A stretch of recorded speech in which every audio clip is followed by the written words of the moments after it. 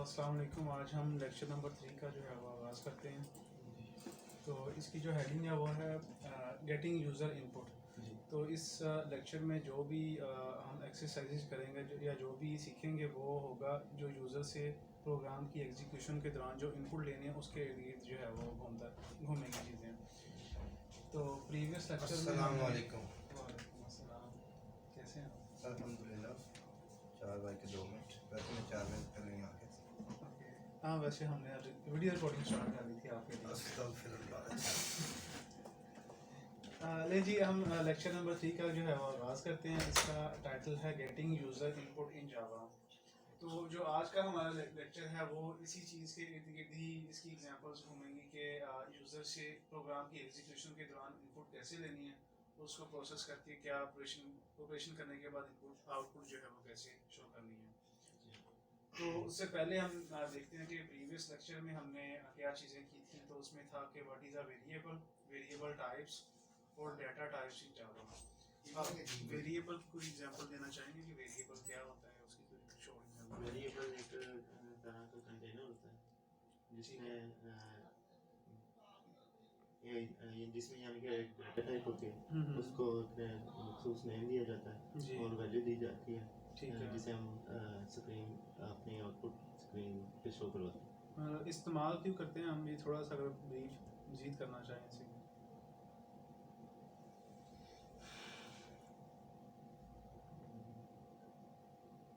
जी आप बता सकते हैं वेरिएबल हम इस्तेमाल क्यों करते हैं। वेरिएबल हम किसी भी वैल्यू को जो है ना एक नाम देने के लिए अपनी आसानी के लिए किसी एक अल्फ़ाबेट को या किसी भी एक वर्ड को असाइन कर देते हैं उसकी वो वैल्यू, ठीक है, ताकि हम कोड में कहीं भी अगर हमें यूज़ करना हो तो हम सिर्फ वो नाम लिखें जो हमने वेरिएबल का नेम दिया है जी। और उससे ये होगा कि एक तो हमारे लिए एक्सेस इजी हो जाएगी और मतलब समझने के लिए भी आसानी हो जाएगी। जी ठीक हो गया। इसमें मज़ीद कोई एक लाइन ऐड कर दी जाए कि ये जो है वो प्रोग्राम की एग्जीक्यूशन के दौरान जो डाटा हमने सेव करना होता है आर्जी तौर पे, उसके लिए हमें रैम अवेलेबल होती है कि रैम में हम डाटा जो है वो सेव कर सकते हैं। जी। तो रैम में जो डाटा सेव करना है वो हम वेरिएबल्स के थ्रू करते हैं कि वेरिएबल डिक्लेयर किया जाता है। वो तो हम डाटा टाइप के RAM थ्रू नहीं करते। हाँ जी, वो तो हम डाटा टाइप्स के थ्रू नहीं करते। वेरिएबल डिक्लेयर करना। नहीं हाँ जी, रैम में जो डाटा सेव कर रहे हैं हाँ जी, वो तो हम डाटा टाइप के थ्रू जो है ना वो सेव कर रहे हैं ना रैम में। नहीं वो वेरिएबल के थ्रू करते हैं। अब वेरिएबल की हम टाइप सेट करते हैं कि मतलब जब शुरू में वेरिएबल हमने सीखना शुरू किया तो हमने सिर्फ इंटीजर टाइप को इस्तेमाल करते हुए इंट वेरिएबल का नाम और उसको जो वैल्यू असाइन करनी है वो इंट जो है वो तो डाटा टाइप नहीं है। हाँ जी, इंट डाटा टाइप है, वेरिएबल तो नहीं है ना। नहीं इंट वेरिएबल नहीं है। जी आप रजिस्टर आ दो।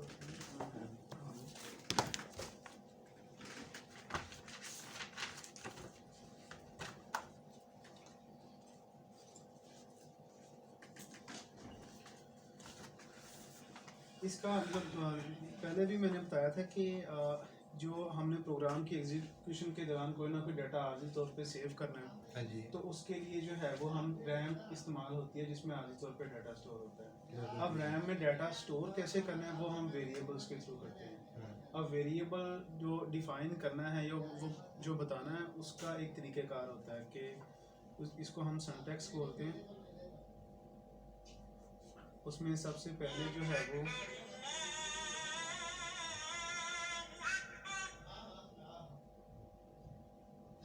सबसे पहले डाटा टाइप आती है, उसके बाद वेरिएबल का नाम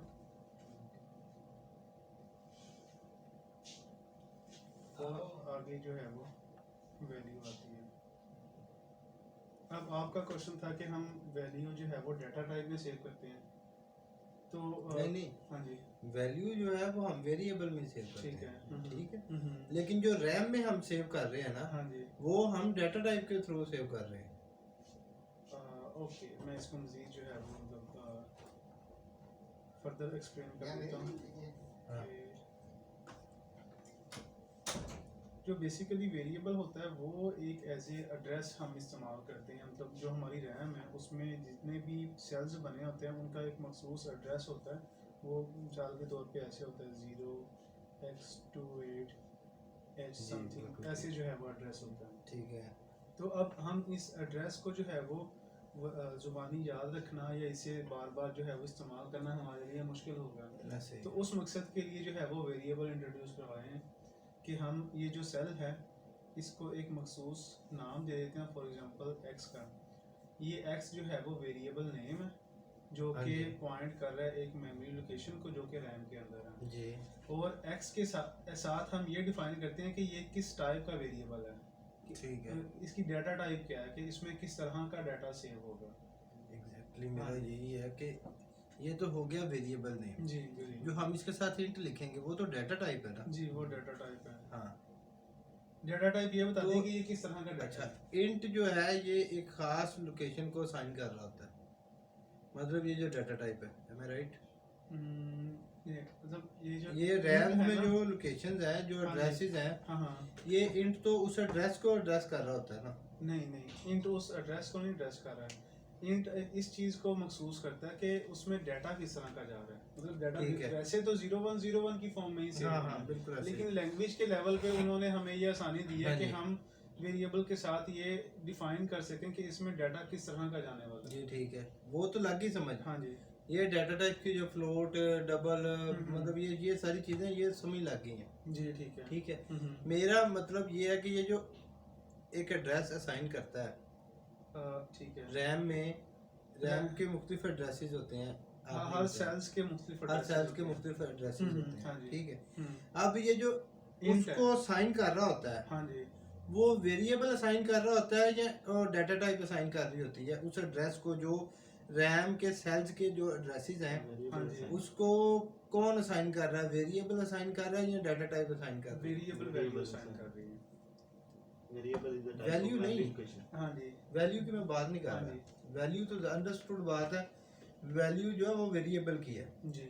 ठीक है। हम्म, मैं ये कह रहा हूँ कि जो रैम में जो एक एड्रेस है, जो सेल्स रैम का के जो जो एड्रेस है, एड्रेसेस हाँ हैं, जी हाँ जी। उसको कौन असाइन करता है, मतलब हम मैंने ये लिखा int x is equal to 10। हाँ जी। ठीक है। ठीक है। अब ये जो 10 वैल्यू है हाँ हाँ। और ये जो वेरिएबल का नेम है, ये खास रैम में किसी खास जगह पे स्टोर हो रहा है। स्टोर होना है। हाँ जी। ठीक है। हाँ जी। अब ये जो रैम में जो स्टोर होना है, जिस जगह पे स्टोर होना है, हाँ जी। हाँ जी। इसको कौन सी चीज असाइन कौन सी चीज को बताती है कि ये कि एड्रेस है, हाँ और ये कौन डाटा इसको टाइप assign बताती करनी है या वेरिएबल बताता है? अब इसमें ये है कि इन दोनों में से कोई भी चीज़ जो है वो कुछ काम खुद से नहीं करती है। ये जो सिंटैक्स होता है ना, ये जो एक फॉर्मेट होता है जिसे ग्रामर भी कह जी सकते हैं language जी में, जी तो ये इसका जो कंपाइलर होता है या जो कन्वर्टर होता है वो ये चीज़ काम करता है। अब होता क्या है कि हमने ये एक मखसूस पैटर्न दे हाँ दिया जी, कि हमने एक जी। वेरिएबल बनाया, जी for example in x is equal to 20। जी ठीक है। अब हमने ये लाइन जो है वो लिख दी है, जब ये एग्जीक्यूट होगी हम्म, तो जो हमारा कन्वर्टर है उसको हम कंपाइलर भी कह लेते हैं, वो क्या करता है कि वो देखता है जी कि डाटा टाइप जो है वो ये है, वेरिएबल का नाम ये, इसको वैल्यू जो है वो 20 हम्म, इस वेरिएबल में हमने सेव उसने सेव करनी है। हम्म, तो कंपाइलर क्या करता है, वो देखता है रैम में जाके कि फ्री स्पेस जो है वो क्या अवेलेबल ओके है। ठीक है, मतलब ओके, मतलब एड्रेस जो है वो कंपाइलर वो उसको कंपाइलर जो है वो assign कर रहा होता है। कंपाइलर जो है वो x के साथ वो एड्रेस असाइन कर देता है, 0 हाँ 2 वही मतलब कंपाइलर कर रहा होता है ना, हाँ मतलब जी। ये काम कंपाइलर का, ना Compiler डाटा का। टाइप का ना वेरिएबल का। हाँ जी। Okay next. ओके, फिर आगे हमने जो है वो पढ़ी वेरिएबल टाइप्स। वेरिएबल टाइप्स में हमने 3 टाइप्स पढ़ी थी, आप नाम बता सकते हैं उनके? लोकल वेरिएबल थे, इंटेंस वेरिएबल थे हाँ और जी। Static variable. ठीक है। अब डाटा टाइप्स इन जावा में आगे कुछ डाटा टाइप्स के नाम बता सकते हैं? Float, double, int, byte, short, long. जी ठीक हो गया।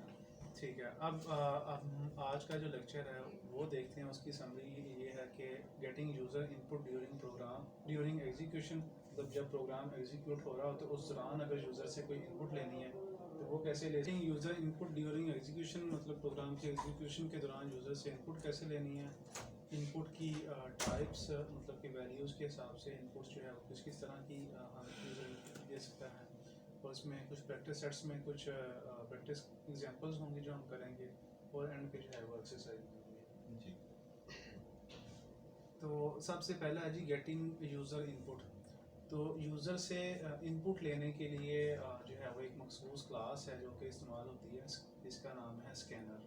मतलब कि जैसे हमने पहले पढ़ा था कि JVM में और GRE में कुछ ऐसी लाइब्रेरीज होती हैं, कुछ ऐसे डेवलपमेंट टूल्स होते हैं जिनके ज़रिए हम डेवलपमेंट करते हैं। तो ये स्कैनर जो है वो एक यूटिलिटी क्लास है, लाइब्रेरी क्लास है, जिसको इस्तेमाल करते हुए हम यूज़र से इनपुट ले सकते हैं। ये स्कैनर जो है ये डेवलपमेंट किट है? नहीं, ये यूटिलिटी क्लास है, मतलब जो बिल्ट इन जो है वो क्लासेस होती हैं। ओके, उसमें ठीक है, ठीक है। तो इसमें इसका सबसे पहले जो है वो एक ऑब्जेक्ट इंस्टेंशिएट करना होता है, जो इंस्टेंस बनाना होता है, एक ऑब्जेक्ट बनाना होता है। तो उसका तरीकाकार ये है कि जिस तरह वेरिएबल डिक्लेयर करते हैं वैसे ही मिलता जुलता है कि सबसे पहले हम स्कैनर जो कि क्लास का नाम है वो लिखते हैं। उसके बाद कोई भी इस क्लास को नाम देना चाहें, मतलब जिस तरह वेरिएबल नाम हम बनाते हैं, सेम वही रूल जो है वो यहाँ पे भी अप्लाई होते हैं। बेसिकली ये एक तरह का वेरिएबल ही हम बना रहे हैं, लेकिन इसको जो है वो एक क्लास का ऑब्जेक्ट जो है वो असाइन कर रहे हैं, इंस्टेंस बना के इंस्टेंस असाइन कर रहे हैं या ऑब्जेक्ट असाइन कर रहे हैं। तो न्यू आगे क्लास का नाम और सिस्टम डॉट इन, ये मतलब हमने लिखना है। तो ये इसका एक ऑब्जेक्ट जो है वो क्रिएट होके इस वेरिएबल को जो है वो असाइन हो जाएगा।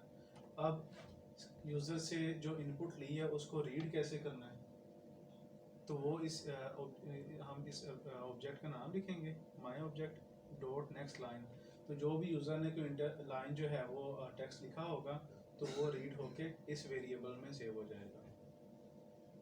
इस में कोई सवाल है? ये जब आगे करेंगे फिर बाकी सवाल निकलेंगे। ठीक है, इसकी अब हम इसकी हम एक जो है वो पूरी एग्जांपल देखते हैं कि इसमें फर्स्ट लाइन में जो है वो एक ऑब्जेक्ट बनाया हमने, इसकी एग्जांपल साफ करते हैं।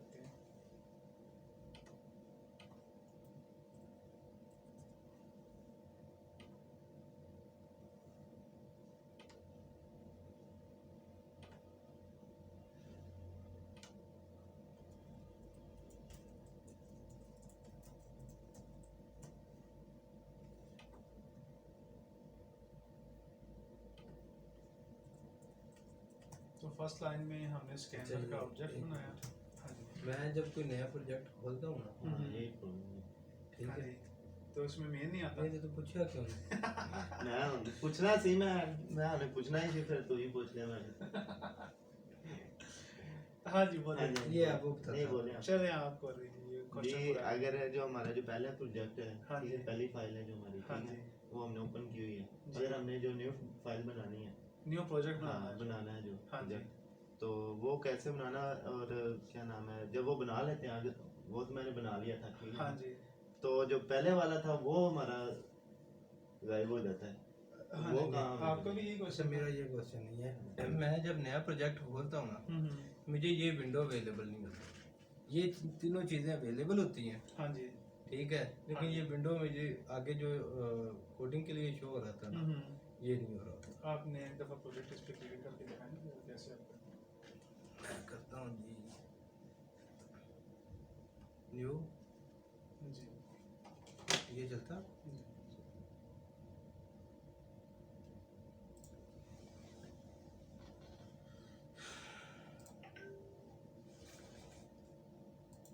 हाँ बस एक याद है, थोड़ा बैक आए, ये वाला जो है ना क्रिएट प्रोजेक्ट विद टेम्पलेट, बस इस पे आपने एक दफ़ा चेक करना है। ओके, ठीक हो। जिस विंडो करेंगे तो इसी विंडो में ओपन हो जाएगा, वरना ये अलग से एक विंडो जो है वो इसके ओपन हो जाएगा। ओके, वो टेम्पलेट वाला मेरा इशू। हाँ ठीक है, ओके। अब आपका ये था कि वो पिछले वाला जो प्रोजेक्ट है वो हाँ, गायब हो जाता है। तो उसका ये होता है कि जो भी हम प्रोजेक्ट बनाते हैं ना, जी। वो एक मखसूस लोकेशन पे सेव हो रहा होता है। फाइल पे क्लिक करें, अगर हम इसमें लोकल हिस्ट्री पे जाएंगे, लोकल हिस्ट्री नहीं, रिसेंट पे, ओपन रिसेंट पे जाएंगे तो ये जितने भी हमारे पिछले प्रोजेक्ट्स हैं वो यहाँ पे हमें नज़र आ जाएंगे। और अगर हम देखना चाहें कि ये हमारे प्रोजेक्ट्स कहाँ पे सेव हो रहे हैं जी, तो इसको हम थोड़ा सा एक्सपेंड करते हैं। तो ये लोकेशन है सी में, यूजर्स के अंदर ये Rashid Salim idea projects lecture number 03, ठीक हो। ये यहाँ पे प्रोजेक्ट्स।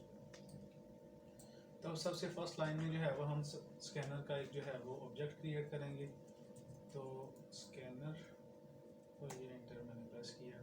अब ये जब स्कैनर सेलेक्ट करके मैंने इंटर प्रेस किया तो ये दो काम हुए, एक तो ये स्कैनर वर्ड जो है वो पूरा लिखा गया, और ऊपर जो है वो ये एक नई लाइन जो है वो लिखी गई है।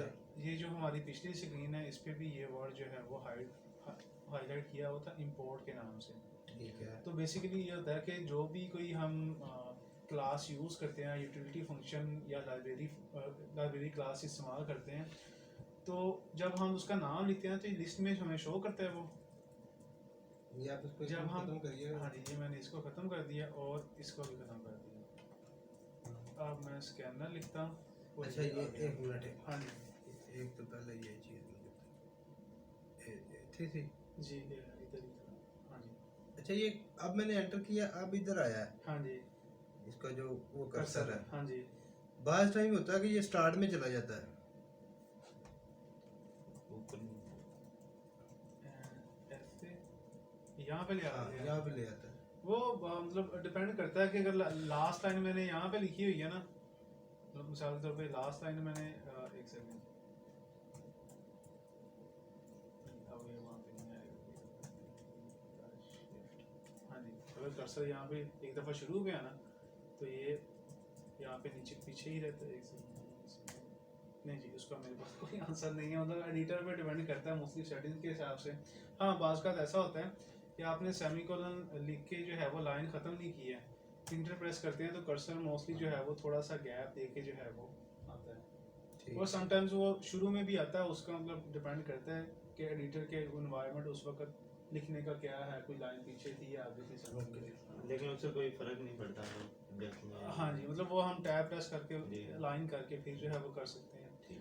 तो मतलब हम थे कि स्कैनर हमने लिखा और ऊपर जो है वो ये एक नई लाइन भी लिखी आ गई।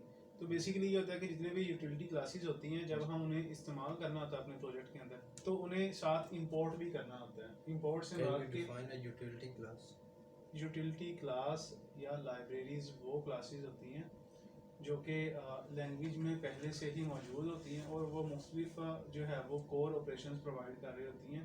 वो ऑपरेशन की इम्प्लीमेंटेशन उसके अंदर होती है, जिस तरह के सिस्टम की एक क्लास है, इसमें system dot out dot print LN, जो प्रिंट एलन का फंक्शन है वो स्क्रीन पे मैसेज शो करवाने के लिए शो होता है। तो जो प्रिंट एलन है उसके पीछे पूरी लॉजिक लिखी हुई है कि स्क्रीन पे जो है वो कितने पिक्सल्स हैं, कितने पिक्सल्स पे कहाँ पे जो है वो ये आउटपुट जो है वो शो हो रही है। इसी तरह से जो स्कैनर है वो भी एक यूटिलिटी क्लास, यूटिलिटी भी कह लेते हैं, लाइब्रेरी क्लास भी कह लेते हैं, वो दोनों तरीके के नाम। प्री रेडी लॉजिक भी कह सकते हैं, एक नया कीवर्ड हो जाएगा लेकिन ये भी कह सकते हैं। आप भी कोई नया कीवर्ड देना चाहेंगे? अच्छा ओके जी, तो ये स्कैनर जब हमने लिखा तो ऊपर नई लाइन आ गई, तो वो बेसिकली ये इस क्लास को हमने अपनी इस प्रोजेक्ट के अंदर इंपोर्ट किया है, बताया है कि हम इस क्लास को अब इस्तेमाल करने लगे हैं। तो मतलब क्योंकि उसमें अगर हम मेंशन ना करेंगे तो वो सारी क्लासेस को लेकर तो उसमें टाइम जाहिर लगेगा। अच्छा किसमें स्कैनर में प्रोजेक्ट या जावा में जो मतलब इसमें सिर्फ जो क्लास हमें इस्तेमाल करनी होती है ना वो हम इंपोर्ट करते हैं। वही कह रहा हूँ। हाँ जी, कि जो हजारों क्लासेस हैं वो जावा में। जी जावा में है और ये एक खास क्लास का नाम है इसका। हाँ जी, ठीक है, ओके जी, ओके जी।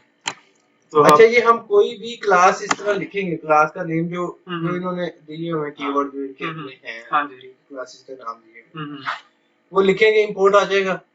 किसी भी वो उसका लिखेंगे क्लास का नाम तो इंपोर्ट आ जाएगा। हाँ जी वो आ जाएगा, मतलब वो लिस्ट में आ जाएगा, जैसे ही हम उस पर इंटर प्रेस करेंगे फिर वो जो है वो खुद ही इसको इंपोर्ट भी कर देगा। ये इंपोर्ट वाली जो लाइन है हाँ जी ये खुद ही आ जाएगी, ये खुद ही आ जाएगी। ठीक है आगे। अब इसका हम ऑब्जेक्ट क्रिएट करते हैं, माय ओबीजे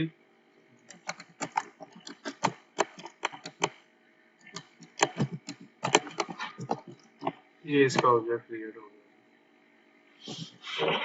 अब नेक्स्ट लाइन में हम शो करते हैं कि यूजर को मैसेज है कि इंटर यूजर नेम, फिर ये प्रिंट एलन की जो है वो हम क्लास फंक्शन इस्तेमाल करेंगे।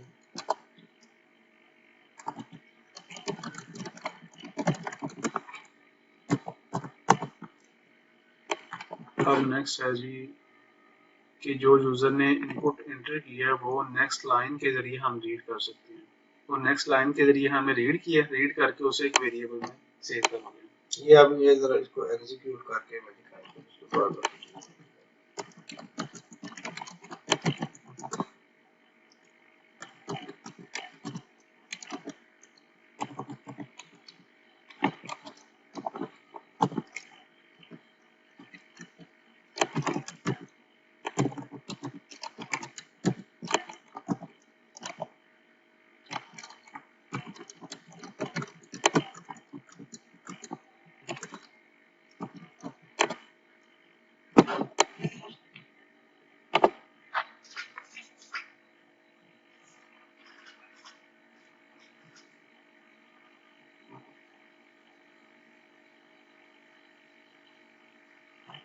जो मैंने एग्जीक्यूट किया है, जब ये जो है वो लाइन के बाद ये मतलब लाइन प्रिंट होती है तो इस जगह पे आके एग्जीक्यूशन जो है वो स्टॉप हो जाती है कि यूजर को मैसेज शो हो रहा है, अब कुछ ना कुछ हम इंटर टेक्स्ट लिख के इंटर प्रेस कर रहे हैं।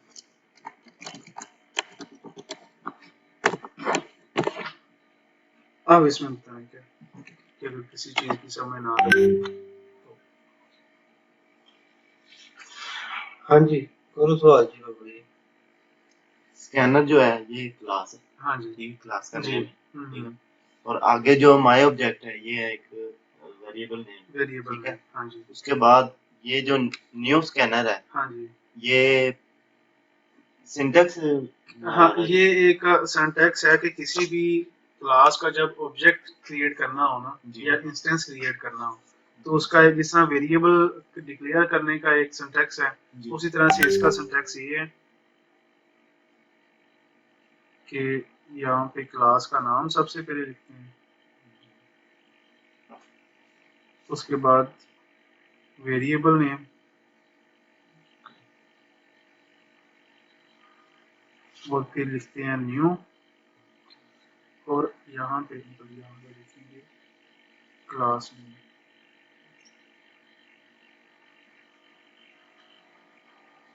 और ये पैरेंथेसिस लगती हैं, छोटी ब्रैकेट्स लगती हैं, उसके अंदर कोई भी जो उसमें इन वैल्यू पास करनी होती है वो हम जो है वो लिखेंगे। तो यहाँ पे जो है वो सिस्टम डॉट इन के नाम से एक वैल्यू है जो कि हमने इसके अंदर पास करनी है। मतलब ये इसका सिंटैक्स है स्कैनर का ऑब्जेक्ट क्रिएट करने का, अगर यूजर से इनपुट लेनी है तो। जी,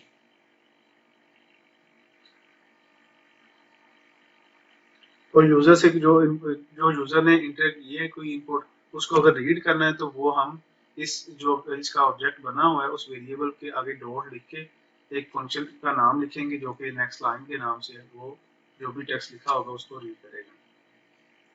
अच्छा, ये भी एक सिंटैक्स है। ये इसमें ये है कि जिस तरह हमने पढ़ा था कि जो एक क्लास है उसके अंदर कई जो है वो मेथड्स होते हैं, ठीक है। तो ये क्लास का एक ऑब्जेक्ट बना हुआ है, ये वो वेरिएबल है जो कि उस ऑब्जेक्ट को रेफर कर रहा है, तो वो बता रहा है कि वो ऑब्जेक्ट जो है वो इस वेरिएबल के अंदर है। ठीक है। उसके बाद जब हम डॉट लिखते हैं ना, तो डॉट लिखने से उसके अंदर जितने भी मेथड्स होते हैं ना वो हमें लिस्ट में शो होना शुरू हो जाते हैं।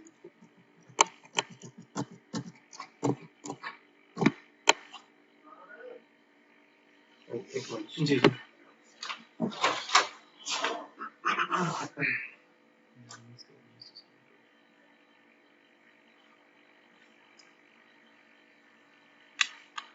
न्यू स्कैनर हम एक नई क्लास बना रहे हैं, नई क्लास का एक क्लास का ऑब्जेक्ट बना रहे हैं, ऑब्जेक्ट बना रहे हैं। और सिस्टम डॉट इन यानी हम उसे वैल्यू उसका इसके अंदर एक अंदर वैल्यू वैल्यू भी पास कर रहे हैं जो कि सिस्टम डॉट इन है। मतलब ये क्या है, ये क्या काम करती है, इसकी डिटेल में अभी अभी हम नहीं जाएंगे।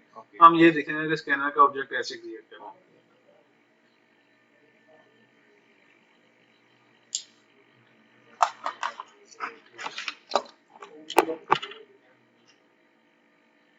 अच्छा, ये जो सेमीकोलन होते हैं ऊपर ये लगाने जरूरी कौन सा बना? डबल, ये डबल कोटेशन, मतलब जो प्रिंट एलन की का मेथड है या फंक्शन जो मेथड है, इसके अंदर जब हमने कोई मैसेज प्रिंट करवाना है ना तो वो जो भी मैसेज लिखेंगे वो डबल कोटेशन के अंदर लिखेंगे। अगर हम डबल कोटेशन नहीं देंगे तो इसे ये आइडिया नहीं होगा कि ये मैसेज है।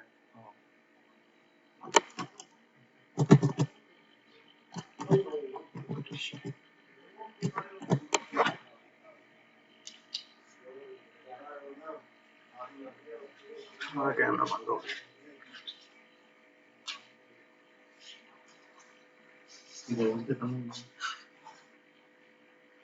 हमारा कैमरा बंद हो गया।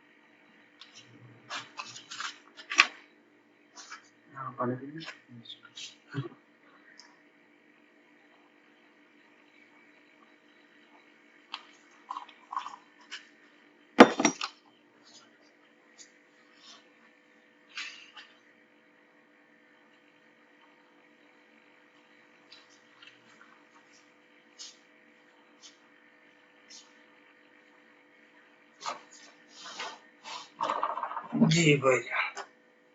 अच्छा हाँ जी, मतलब जब भी हम डॉट लिखते हैं तो उसके अंदर जो मेथड्स होते हैं वो हमें सारी लिस्ट शो हो जाती हैं। तो जो नेक्स्ट लाइन का मेथड है ये क्या करता है कि जो यूजर ने टेक्स्ट इनपुट किया है ना वो उसे जो है वो रिटर्न करेगा। रिटर्न से मुराद इससे वो वैल्यू मिलेगी जो यूजर ने लिखी हुई है। तो इतना जो सेक्शन है ना वो हमारा वो क्या कर रहा है कि यूजर ने जो टेक्स्ट लिखा था वो रिटर्न कर रहा है। रिटर्न से मुराद के अगर हम मेमोरी से कोई वैल्यू रीड करते हैं तो वो रिटर्न में हमें वो वैल्यू मिल जाती है। वो बिल्कुल ऐसे ही सिनेरियो, क्योंकि ये जो है वो वैल्यू रिटर्न कर रहा है और वो जो वैल्यू मिल रही है हमें जहाँ से वो हम इस वेरिएबल में जो है वो सेव कर रहे हैं जो कि स्ट्रिंग है तो जिसका नाम यूजर नेम है। अच्छा एक मिनट समझने की कोशिश करा जरा। स्ट्रिंग यूजर नेम ठीक हो गया, आधे होगा ना को user name string user name. अच्छा ये जो स्ट्रिंग है वेरिएबल, हाँ जी, ये तो कोई भी वो लिखने के लिए यूज होता है ना, टेक्स्ट टेक्स्ट लिखने में हाँ जी यूज होता है, ऐसे ही है। ठीक है। हाँ जी, अब इस वेरिएबल के अंदर जो हम ये नेक्स्ट लाइन लिख रहे हैं, हाँ जी, ठीक है, हाँ जी, वो तो ये लिखने के लिए यूज होता है, टेक्स्ट लिखने के लिए टेक्स्ट इस्तेमाल लिखने होता के है। लिए, हाँ जी, लेकिन वो कहीं भी लिखा नहीं जा रहा है इसके रिजल्ट में।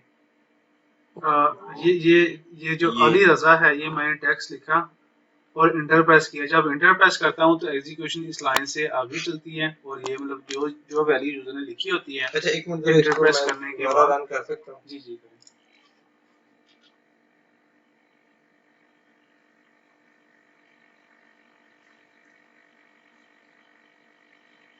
जी यहाँ पे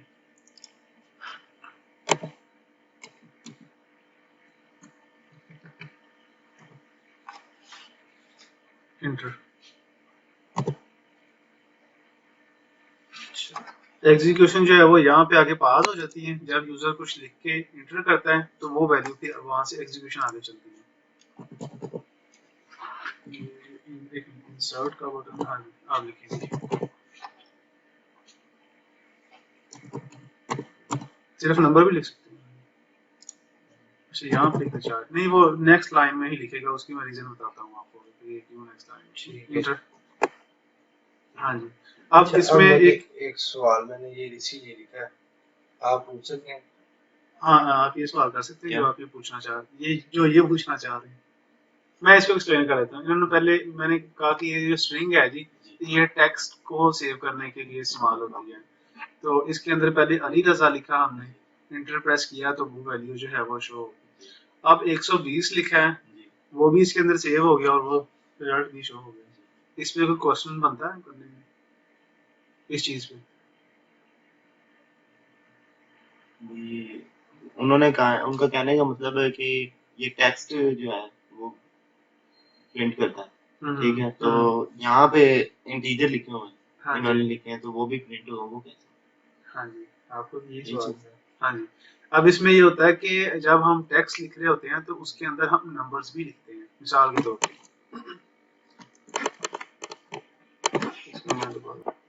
अच्छा इसका एक एक एक मैं आपको हाँ बताता हूँ, इसको जरा आप कमेंट करिएगा, ये वाली लाइन को, ये सारी लाइनों को कमेंट करिए। हाँ आप ये नेक्स्ट लाइन में जरा जाइएगा जी। स्ट्रिंग लिखिएगा string a is equal to 1 to 5 1 to 5 ऐसे ठीक हो गया। अब इसको जरा प्रिंट करिए प्रिंट करते हैं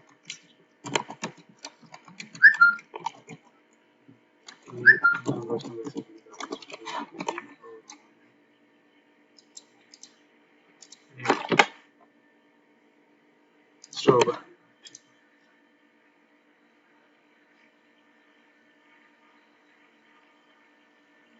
125 मिनट हो गया। अच्छा अब बताना नहीं है आपने अगर कोई अगर सोल्यूशन आ रहा हो।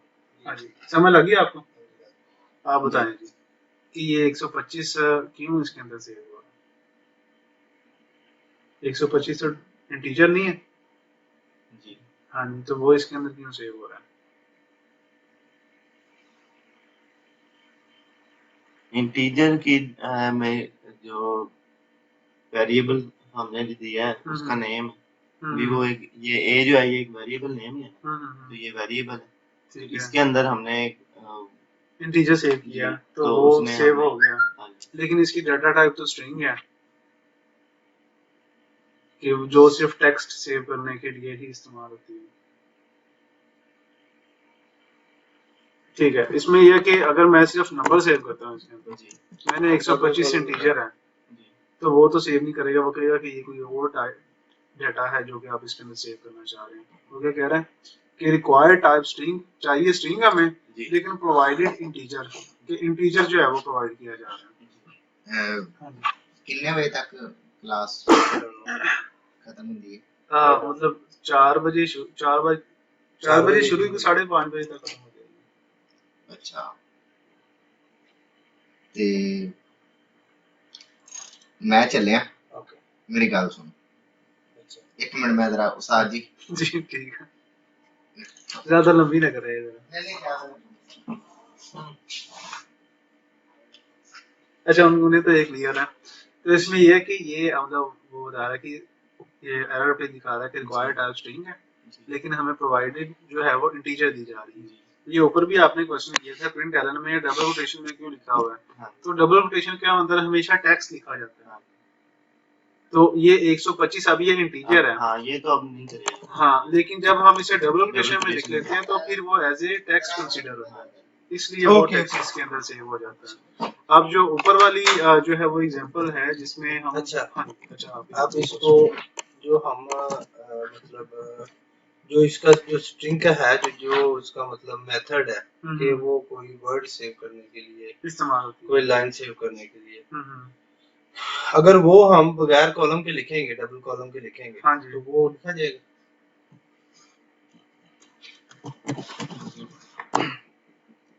वो नहीं लिखा जाएगा तो 1 to 5 है हाँ जी कुछ और भी लिखना हो नहीं वो नहीं लिखा जाएगा वो टेक्स्ट है लेकिन ये लैंग्वेज को पता नहीं चलेगा कि ये कमांड है कोई ये या क्या चीज है। जी ठीक है अच्छा अब वो इसीलिए जो आप पहले वो कर रहे थे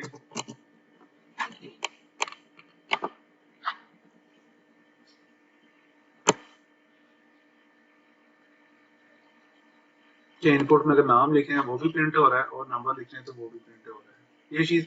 अब एक और चीज है कि जब हम कुछ भी लिखते हैं तो ये नेक्स्ट लाइन में हमें ले जाता है मतलब ज्यादा बेहतर ये क्या कि यहीं पे हमें लिखने के लिए गए तो हम एंटर प्रेस करें तो बेसिकली ये जो प्रिंट एलन है ना एलन से हमारा न्यू लाइन अगर हम ये एलन खत्म कर देंगे तो फिर क्या करेगा कि ये प्रिंट करेगा और नई लाइन पे नहीं कर्सर को लेके जाएगा। ये जो कर्सर होता है ना ये जो कर्सर है वो न्यू लाइन पे नहीं लेके जाएगा वो वहीं पे रखेगा।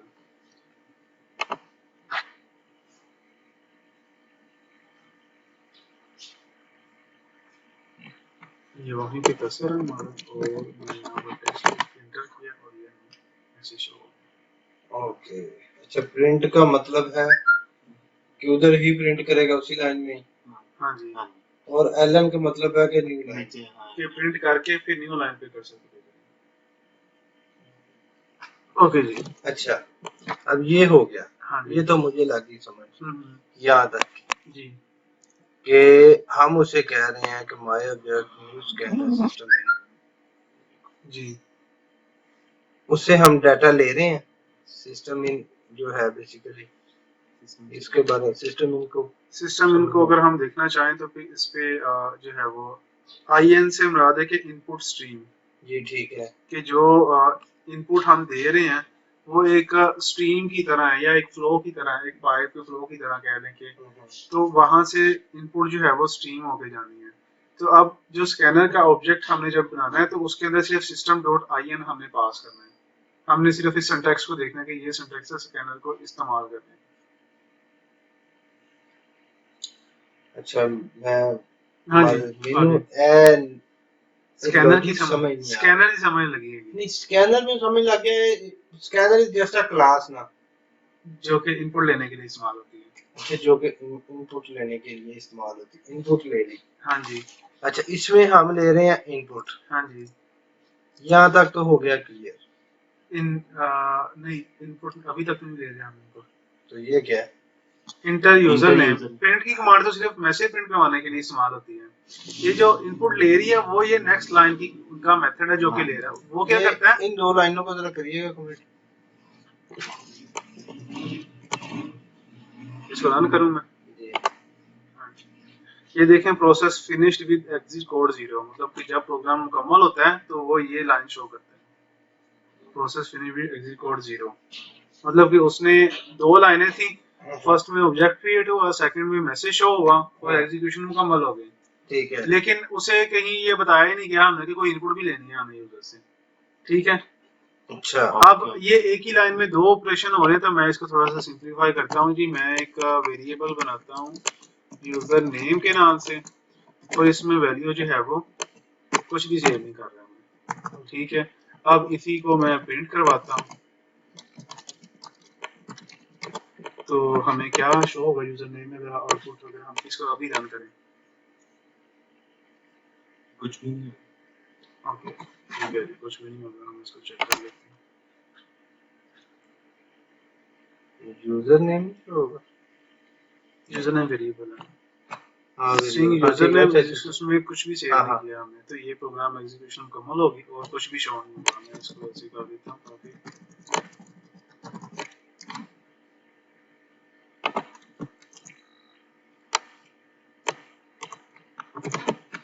तो ये यूजर नेम इज ऐसे और बस आगे कुछ नहीं लिखा हुआ है बिल्कुल ऐसे ठीक है।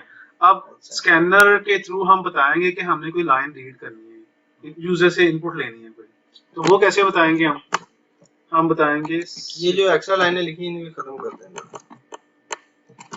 नहीं ये नहीं एक मिनट बस ये अच्छा हाँ यहाँ ये बस मैं ये लाइनें खत्म करने की ये वाली अच्छा नहीं हम इसको वन बाय वन लेके चलेंगे ना।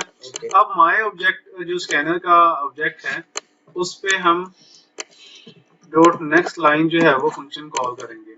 अब ये जो नेक्स्ट लाइन फंक्शन ये क्या करेगा कि एग्जीक्यूशन यहाँ से स्टार्ट होगी ये भी स्टार्ट एग्जीक्यूट ये भी एग्जीक्यूट यहाँ पे आके एग्जीक्यूशन रुक जाएगी।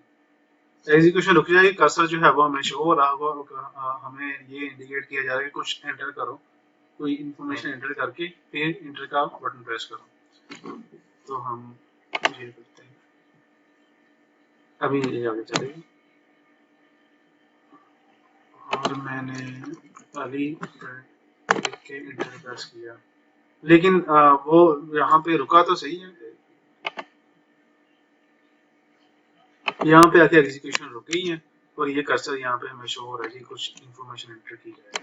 मैं यहाँ पे ABC लिखा और एंटर की प्रेस की। जब एंटर की प्रेस की तो एग्जीक्यूशन फिर से आगे जो है वो चली जाती है। ये लाइन एग्जीक्यूट हुई और प्रोग्राम की एग्जीक्यूशन मुकम्मल हो गई। अब इसमें यह है कि नेक्स्ट लाइन का हमने फंक्शन तो लिखा था कि यूजर से इनपुट लेनी है लेकिन उसमें जो इनपुट जो ली है वो हमने कहीं सेव नहीं की क्योंकि हमने यूजर नेम वेरिएबल रखा था उसके अंदर सेव नहीं की है और ये वैसे ही शो करवा दी तो वो उसमें तो कुछ भी नहीं था।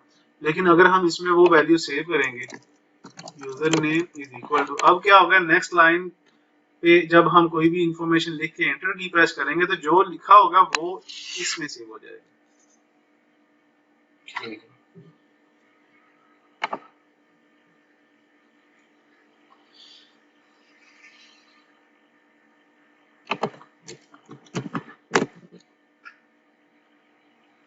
अच्छा ये हमने एक प्रिंट करवाया बेसिकली, ये वाला मैसेज प्रिंट ये मैसेज प्रिंट करवाया जी। अच्छा, इसमें इसका कोई किरदार नहीं है ना नहीं इस वो लाइन का? नहीं, इसका कोई किरदार नहीं। ये सिर्फ ये इतनी लाइन है बस, ये एक हमने, ये हम पहले भी प्रिंट कर, इससे ऊपर भी प्रिंट करवा सकते थे। हाँ जी, ऐसे ही है, ऐसे ही। ठीक है। अच्छा अब ये देखो, ये चीज क्लियर हुई कि ये हम एक जस्ट जो हमारी सबसे पहली एक्सरसाइज थी भी कोई चीज प्रिंट करवानी है, हाँ हाँ। ये हम सिर्फ वो करवा रहे हैं, सिर्फ वो एक वो से क्या कहते हैं कि मैसेज प्रिंट करवा रहे हैं, ठीक है। हाँ जी। इसका कोड के एनवायरनमेंट में कोई किरदार नहीं है, जो इनपुट लेने वाली लॉजिक है उससे कोई किरदार नहीं है, बस इसे मैसेज शो करवा। बेसिकली तो ये जो हम प्रोग्राम बना रहे हैं ये इनपुट लेने के लिए बना रहे हैं ना, ये जस्ट अ मैसेज है, इसमें ये जो बाकी इसमें लॉजिक अप्लाई हो रही है उसका इसमें कोई किरदार नहीं है ना, राइट? हाँ जी, ठीक हो गया। अच्छा ये हमने करवा लिया प्रिंट। हाँ हाँ। अब उसके बाद ये हमने क्लास इंपोर्ट की है बेसिकली, स्कैनर की क्लास इंपोर्ट की, ठीक है, system डॉट इन। अच्छा अच्छा ये इनपुट के लिए आई एन जो इनपुट, ठीक हो गया। अब ये हमने एक नया वेरिएबल नेम क्रिएट किया जी, ऐसे ही है, ऐसे ही, ठीक हो गया। ये हमने किया है नया वेरिएबल नेम क्रिएट जी। ये छोड़ हमने खाली दिया है, हाँ जी, तो उसमें कोई वैल्यू सेव नहीं की, सिर्फ वैल्यू कोई सेव खाली रखा उसे। अच्छा अब हम इधर आके, ठीक हो गया, इधर आके हम इसको कह रहे हैं कि यूजर नेम, मतलब ये जो वेरिएबल का नेम है, हाँ उसकी उसकी अब हम वैल्यू देने लगे, इस वेरिएबल की वैल्यू देने लगे हैं। माय ऑब्जेक्ट ये वाला जो है, ठीक है, डॉट नेक्स्ट लाइन। अब सारे कोड की मुझे समझ आ गई है, हाँ जी, ठीक है। हाँ ये एक नेक्स्ट लाइन का ये जो खाली वर्ड है ना, इसको जरा काइंडली आप दोबारा मुझे वो ठीक है। नेक्स्ट लाइन जो है वो स्कैनर का एक मेथड है जो क्या करता है कि जब भी नेक्स्ट लाइन लिखा जाता है तो वो जो एग्जीक्यूशन होती है उसे रोक लेता है, रोक के यूजर का वेट करता है कि यूजर कोई भी इंफॉर्मेशन लिखे, टाइप करे, करने के बाद इंटर का बटन प्रेस करे तो फिर ये आगे जो है वो मूव करता है और रिटर्न में जो है वो वैल्यू देता है जो यूजर ने लिखी होती है। मतलब इसके अंदर काफी लाइनें लिखी हुई हैं जो ये काम कर रही हैं। ये ठीक हो गया, ओके ओके। अब हमने फाइनली, अच्छा ये पहला प्रिंट है जो ये वाला हुआ है, तो ये जो मैंने लिखा है वो है, अच्छा हाँ, ये इंटर यूजर ने, हाँ ये पहली लाइन है जो ये वाला प्रिंट है जो हमने प्रिंट करवाया। उसके बाद मैं अब इसको जरा एक दफा वो करूंगा, रन करूंगा फिर, ठीक है। नहीं मेरा सवाल ये था कि ये वाली जो लाइन है ये जस्ट अ मैसेज है जी, एम आई राइट? हाँ जी, ठीक है। किधर गया?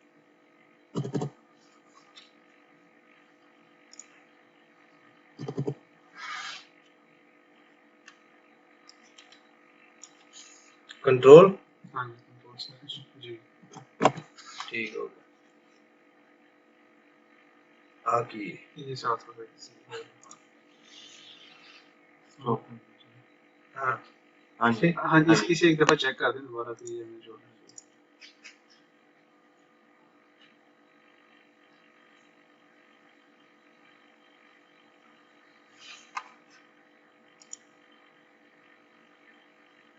अच्छा ठीक, वो इसलिए नहीं दिख रहा क्योंकि वो प्रोग्राम की एग्जीक्यूशन मुकम्मल हो गई है। अब तो हमने वैसे ओके।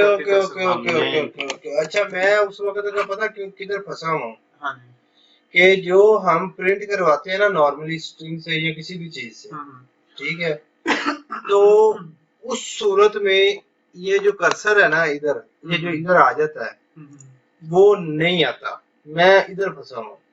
तो मैं अब ये सोच रहा हूँ कि ये इधर कर्सर क्यों आ रहा है ना, कैसे आ रहा है, वहां पे रुका ही क्यों रह रहा है?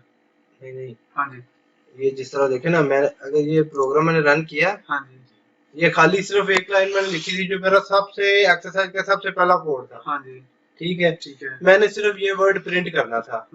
ठीक है, अब वो वर्ड प्रिंट हो गया है।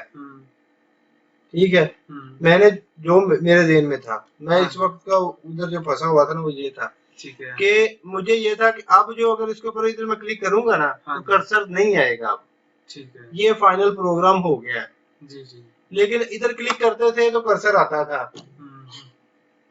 ठीक है, हाँ, तो मैं कह रहा था कि अब इधर कैसे कर्सर आ रहा है। सॉरी मैंने आपको इतना टाइम दिया, लेकिन वो लिखेगा नहीं, वो तो मुझे समझ लग गई है। ठीक हो गया, क्योंकि वो कोड एंड हो चुका है। जी ठीक हो गया। अब हम नेक्स्ट मूव करते हैं। आपका क्वेश्चन है? तो ये एग्जांपल जो है वो मुकम्मल हो गई है हमारी। फुल एग्जांपल हमने देखी। अब आगे आगे इनपुट टाइप्स के यूजर जो जिस टाइप की इंफॉर्मेशन दे रहा है, अगर उस टाइप की ही इंफॉर्मेशन हमने देनी है और रिसीव करनी है तो वो कैसे देनी है। अगर यूजर ट्रू फॉल्स लिख रहा है तो उसके लिए नेक्स्ट, जिस तरह नेक्स्ट लाइन लिखा था उसे नेक्स्ट बुलियन लिखेंगे। अगर इंटीजर दे रहा है तो नेक्स्ट इंट लिखेंगे, और लॉन्ग वैल्यू दे रहा है तो नेक्स्ट लॉन्ग लिखेंगे। तो वो रिटर्न में हमें वही वैल्यू मिलेगी जिस टाइप का हम लिख रहे हैं। ये तो जो प्रीवियस क्लास में हमने पढ़ा था ये बूलियन बाइट डबल, हाँ जी, तो उसमें ये नेक्स्ट नहीं था।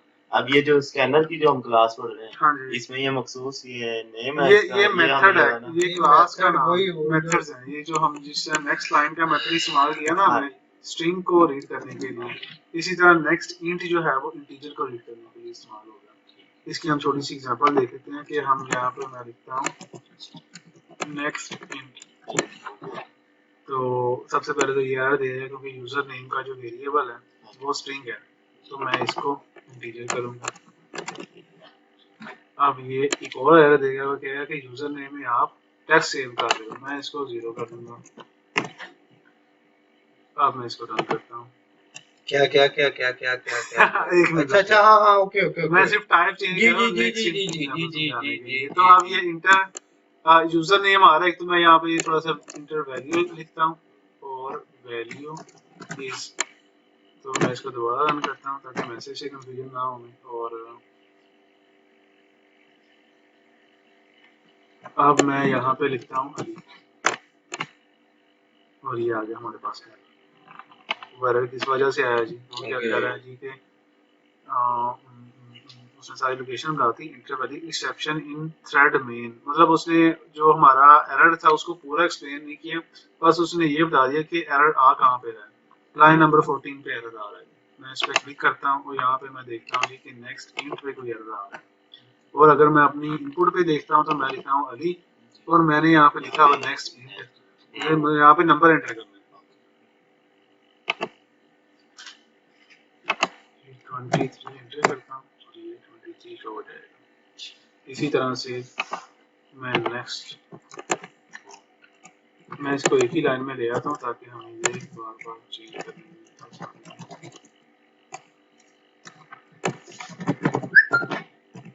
इसको मैं नेक्स्ट कर देता हूँ फ्लोट, ताकि शादी की वैल्यू जो है वो ले सकते हैं। नेक्स्ट फ्लोट,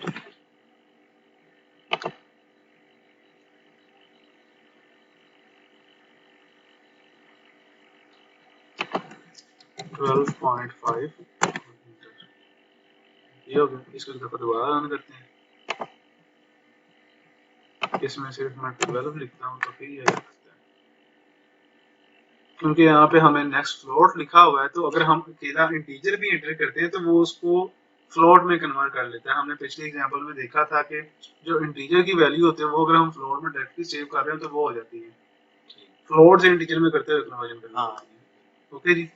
तो इसी तरह से ये बाकी टाइप्स के लिए जो है वो मुख्तलिफ मेथड्स बने हुए हैं, उन मेथड्स को हम इस्तेमाल करके उस तरह की इनपुट जो है वो सेव कर सकते हैं। अच्छा, एक मैं क्योंकि आपको बाद में वो एक लेक्चर देख रहा था, हाँ जी, उसमें यह है कि जब हम काउंटिंग में कोई भी वर्ड एंटर कर रहे होते हैं ना, कोई भी मतलब वैल्यू एंटर कर रहे होते हैं, वो चाहे उसमें बाइट लिखा हो, चाहे लॉन्ग लिखा हो, चाहे शॉर्ट लिखा हो, ठीक है, वो चाहे ये फ्लोट भी हो, कुछ भी हो, नहीं फ्लोट नहीं, सॉरी फ्लोट और डबल निकाल दो, बाकी जिधर वैल्यूज आनी है, जितने उनमें भी वैल्यूज आनी है, वो काउंट इंटीजर ही होती है।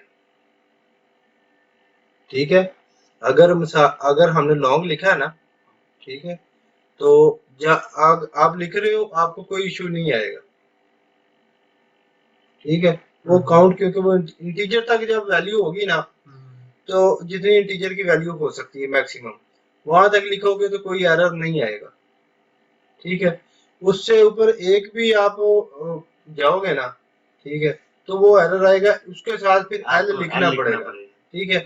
इसी तरह फ्लोट और डबल में, ठीक है, फ्लोट और डबल में क्या होगा, वो बाय डिफॉल्ट किसकी वैल्यू सेंस करेगा, जो फ्लोट में है वो फिर क्या नाम है, फ्लोट और डबल, जिस तरह मैंने बताया ना कि वो इंट किधर गया, इंटीजर और हाँ, लॉन्ग में वो इंटीजर लॉन्ग बाइट कुछ भी हो ना, शॉर्ट, ये इनमें वो इंटीजर को इनके साथ मेंशन करने की जरूरत नहीं है। अगर वो इंटीजर की वैल्यू तक रहेगी या उसकी वैल्यू जितनी है वहां तक रहेगी, तो वो इंटीजर ही उसे काउंट करेगा, ठीक है। और अगर लॉन्ग और डबल में करेंगे तो इंटीजर फ्लोट और डबल, फ्लोट और डबल, हाँ, तो वहां पे क्या नाम है, हमें अगर इंटीजर की वैल्यू से अबव उसकी रेंज चली गई, नहीं, तो इधर इंटीजर का काम खत्म हो गया, इधर इंटीजर वो काउंट कर ही नहीं रहा, फ्लोट और डबल में इंटीजर काउंट कर ही नहीं रहा वो।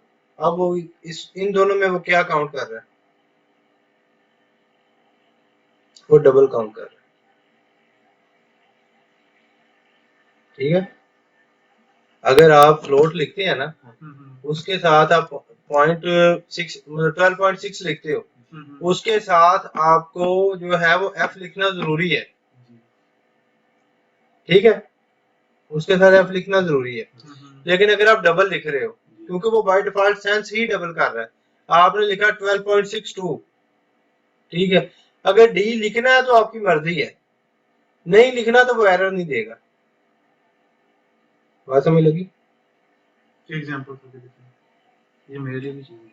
हाँ जी, एग्जांपल करके देखिए इसकी। हाँ जी, ये हमारे पास जी डबल की वैल्यू D1 के नाम से, और इसमें मैं 13.0 लिखता हूँ, तो ये होगी। अब दूसरी आ गई float F1 is equal to 13.0, right, F साथ लिखना। हाँ, मतलब डबल के अंदर अगर वैल्यू सेव कर रहे हैं तो वो ऐसे उसको एज ए डबल ही ले लेता है। अगर फ्लोट के अंदर हम सेव कर रहे हैं तो वो उसको एज ए डबल नहीं कंसीडर अगर करेगा। हम ऐसे भी इसको एग्जीक्यूट करें तो ऐसे फिर ही, हाँ बिल्कुल ऐसे ही, हाँ, तो वो तो यहीं पे हमें एरर शो कर रहा है कि कुछ एरर है। नहीं तो भाई कह रहे हैं ना भी, अगर इसको अगर हम नहीं लिखेंगे यहाँ पे, अगर हम यहाँ पे एफ लिख रहे हैं, ठीक है ना, तो फिर ये इसको एग्जीक्यूट करेगा। अगर हम ये नहीं कर रहे तो फिर भी इसको ये पीछे डबल करना चाहिए ना, जो भाई कह रहे हैं ये डबल, ये वो जैसे भाई कह रहे हैं ना, वो बिल्कुल वैसे ही कर रहे हैं। मतलब ये उस वैल्यू को एज ए डबल ही कंसीडर कर रहे हैं। जैसे रिक्वायर्ड टाइप में देखें ना, है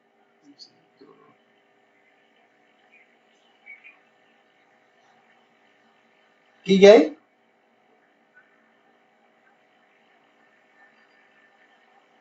ਤੇ ਮੈਂ ਭਰਾ ਮੈਂ ਨਹੀਂ ਪਿਆ ਵਿੱਚ ਬਿਲਕੁਲ ਵੀ, ਠੀਕ ਹੈ। ਉਹ ਤੇ ਉਹਦੇ ਨਾਲ ਜਿਵੇਂ ਮਿਸਾਲ ਮੈਂ ਐਵੇਂ ਗੱਲ ਕਰਨ ਡਿਆ ਤੇ ਮੈਂ ਕਿਹਾ ਮੇਰੇ ਤੇ ਜ਼ਿਹਨ ਚ ਨਹੀਂ ਸੀਗਾ, ਮੈਂ ਤੇਰੀ ਗੱਲ ਹੀ ਕਰਨ ਡਿਆ ਸੀ। ਮੈਂ ਕਿਹਾ ਚਲੋ ਸਲਮਾਨ ਨੂੰ ਜਿਹੜਾ ਹੁਣ ਅਸੀਂ ਕੋਈ ਸੋਚ ਰਹੇ ਨਾਲ ਨਾ ਕੋਈ ਉਹ ਕਰ ਲਈਏ ਕਮਰਸ਼ੀਅਲ ਦਾ ਨਾ, ਲੇਕਿਨ ਉਹ ਇਸ ਲਈ ਮੈਂ ਵਹਾਣ ਹੁਣ ਕੋਈ ਨਹੀਂ ਗਿਆ ਹੈਗਾ, ਮੈਂ ਉਹਨਾਂ ਨੂੰ ਫਿਲਮ ਹੀ ਕਰਾਈ ਹੈ। ਹਾਂ, ਉਹ ਟੈਨਸ਼ਨ ਵਾਲੀ ਗੱਲ। ਹਾਂ, ओके ओके। मतलब कोई भी इशारिये वाली वैल्यू लिखी है जैसे इस्मान भाई ने बताया कि वो उसको एज ए डबल ही कंसीडर करता है। मतलब यहाँ पे एरर में देखें वो क्या रिक्वायर्ड टाइप फ्लोट है, मतलब वेरिएबल की जो डाटा टाइप है वो फ्लोट है, लेकिन उसमें जो डाटा प्रोवाइड किया जा रहा है उसे वो डबल का है। तो वो अब इसका एग्जीक्यूट कर रहे हैं तो क्यों नहीं है? वो एग्जीक्यूट इसलिए नहीं होगा क्योंकि इसको अगर हम ऐसे लिख देंगे तो फिर ये उसे मान लेगा। वो कहेगा कि हाँ जी, मतलब आप वाकई में चाह रहे हैं कि ऐसा हो। वो करना ये होगा कि बड़ी वैल्यू होगी उसको आप फ्लोट में करेंगे तो उसमें अगर इशारिये में काफी हद तक प्रिसीजन आप चाह रहे हैं तो फिर वो जो है वो लॉस हो जाएगी। मैं इसको ये एक और छोटा सा, हाँ जी, पॉइंट में कोई भी वैल्यू होगी ना जी, वो उसे बाय डिफॉल्ट जो है हाँ, वो डबल कंसीडर करेगा। इसलिए जो पॉइंट वाली वैल्यू होगी ना, अगर वो आप डबल लिख रहे हो पॉइंट वाली वैल्यू, डबल इसमें लिख रहे हो डाटा टाइप में, तो फिर आपको साथ मेंशन करने की जरूरत नहीं है। डी आप डी मेंशन करेंगे तो गलत नहीं होगा, ठीक है, हाँ गलत नहीं होगा। लेकिन जब आप फ्लोट में पॉइंट वाली वैल्यू लिख रहे हैं ना, तो ये बाय डिफॉल्ट उसको क्या वो कर रहा है, वो डबल में कंसीडर कर रहा है, ठीक है। लेकिन हम क्या लिख रहे हैं फ्लोट वाली, तो वो हो जाएगा, उसमें एरर आ जाएगा। बात लगी समझ? इसलिए इसके साथ फिर मेंशन करना पड़ेगा, एफ लिखना पड़ेगा, या इस तरह, ये पहले जो उन्होंने फ्लोट लिखा है इस तरह लिखा, इसका मुझे नहीं पता था, लेकिन मुझे ये पता था कि साथ एफ मेंशन करना पड़ेगा, तो फिर एरर नहीं आएगा, अदरवाइज एरर आएगा। ओके जी, तो ये हमने मेथड्स देख ली हैं, उस हिसाब से जो है वो हमें जो है वो वैल्यू मिल जाती है जो यूजर ने एंटर की होती है। अब इसकी एक और एग्जांपल करते हैं जिसमें हम 3 वैल्यूज जो है वो इकट्ठी ले रहे हैं, एक है नेम, एज और सैलरी, तीनों चीजें। तो वो हम कैसे कर सकते हैं, इसकी एग्जांपल जो है वो देखते हैं। इसको मैं कमेंट कर दूं ताकि बाद में रेफर कर सकें तो इजी रहे हमें। मैं इसको 1 लिखते हैं ऐसे, और ये लाइन कमेंट करता हूँ।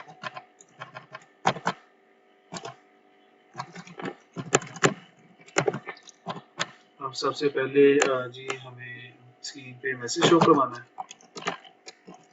out.println, और उसमें नेम, एज और सैलरी, 3 चीजें हमें जो है वो यूजर से इंटर नेम, एज, सैलरी, ठीक है। उसके बाद वो जो स्कैनर का मतलब प्रोजेक्ट था वो हम बाद में भी बनाना चाहें तो बना सकते हैं, जैसे हम स्कैनर बाद में बनाते हैं। हमारे अभी ये system.in स्कैनर का ऑब्जेक्ट बन गया। अब हमने नेम, एज और सैलरी, 3 जो है वो वैल्यू यूजर से लेनी है। सबसे पहले हम लेते हैं नेम, जो कि हमारा स्ट्रिंग होगा, name is equal to myobj। String को रीड करने के लिए कौन सा मेथड इस्तेमाल होता है? नेक्स्ट आगे, नेक्स्ट डॉट आगे, नेक्स्ट लाइन। अच्छा जी, स्ट्रिंग और एज को जी अगर हमने रीड करना है तो कौन सा वेरिएबल जो है वो कौन सा मेथड हम इस्तेमाल करेंगे? Int myobj dot next int. लेकिन ये इस पे एरर आ रहा है, आप बता सकते हैं क्यों आ रहा होगा? इंट करेक्टर के लिए यार अगर हम इस्तेमाल करें। हाँ जी, आप बता सकते हैं। ये आप इसको पीछे करेंगे तो मैं पीछे कर ली हमारे अच्छा, हाँ यार स्ट्रिंग लिखा हुआ है ना हमने, कहाँ पे स्ट्रिंग लिखा हुआ है?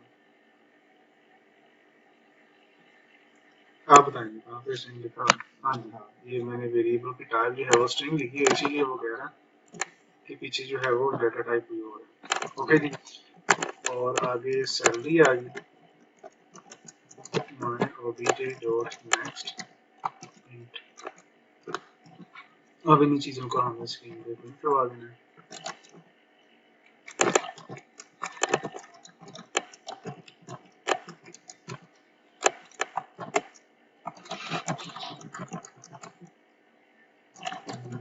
इसको मैं वर्चुअली शॉर्टकट लगाता हूँ जी, कंट्रोल डी प्रेस करने से लाइन नीचे कॉपी हो जाती है। 2 लाइनें कॉपी की मैंने।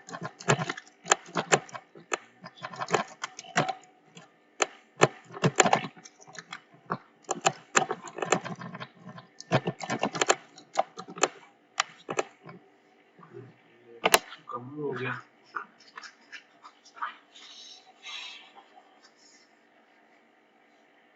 अब ये 3 चीजें एंटर करने के लिए कह रहा है, मैंने इसको आगे इज इक्वल टू साइन डाला हुआ है।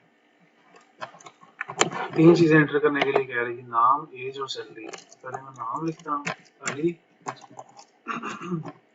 कॉमा एज, एज है जी 25, सैलरी जो है वो 50K। एंटर प्रेस करता हूँ तो ये कुछ नहीं हुआ। फिर एंटर प्रेस करता हूँ, फिर एंटर प्रेस करता हूँ, कुछ नहीं हुआ। 23 लिखता हूँ, 35 तो ये प्रिंट हो गया। नेम अली 25, 50,000, एज 32, सैलरी 35,000 के। अब हुआ क्या है कि ये पहली लाइन में मैंने कॉमा डाल डाल के चीजें सारी लिख तो दी हैं, लेकिन वो सारे को एज ए टेक्स्ट ही कंसिडर कर रहा है। जब तक मैं इंटर प्रेस नहीं करूंगा तब तक वो एग्जीक्यूशन नेक्स्ट लाइन पे नहीं जाएगी। मतलब नेम का जो ये नेक्स्ट लाइन वाला मेथड है ये तब तक नेक्स्ट लाइन में एग्जीक्यूशन इस लाइन पे नहीं जाएगी जब तक मैं कुछ भी लिखने के बाद इंटर नहीं प्रेस करता। ठीक है। तो मैंने ये सब कुछ लिखा, इंटर प्रेस किया, फिर ये वैल्यू लिखी, फिर इंटर, फिर ये वैल्यू, फिर इंटर। अब ये तीनों वैल्यूज तो हमने इसको ऐसे ही प्रिंट क्यों नहीं करवाया कि enter name, enter age, enter salary, वो भी हो जाएगा। तीनों चीजें वो हमारे से इस तरह ले, जिस तरह ये वो कर रहा है ना। हाँ जी। ये एंटर नेम आगे उसका नाम आएगा। हाँ जी ठीक है ठीक है। इस तरह इसके लिए हमें फिर ये अलग अलग हाँ ये अलग अलग बनानी इंटर पड़ेगी। नेम वो हम बना इंटर लेते एज हैं। इसके लिए मैं ये नेम से पहले ये मैसेज शो करवा देता हूँ। कट दिया इसे और ये यहाँ पे भी इंटर नेम और ये जो एज वाला है इससे पहले एक और प्रिंट करवाता हूँ। एक मिनट कुछ और मैंने ये नेक्स्ट लाइन से पहले ये शो करवाना है और नेक्स्ट इंट जो एज वाला है उससे पहले जो है वो एज शो करवानी है। और एक और चीज है शॉर्टकट एस आउट लिखे। ओके वाह। तो यहाँ पे इंटर सैलरी बस अब ये क्या करेगा, ये जो लाइन प्रिंट होगी यहाँ पे एग्जीक्यूशन रुक जाएगी। फिर ये वन बाय वन।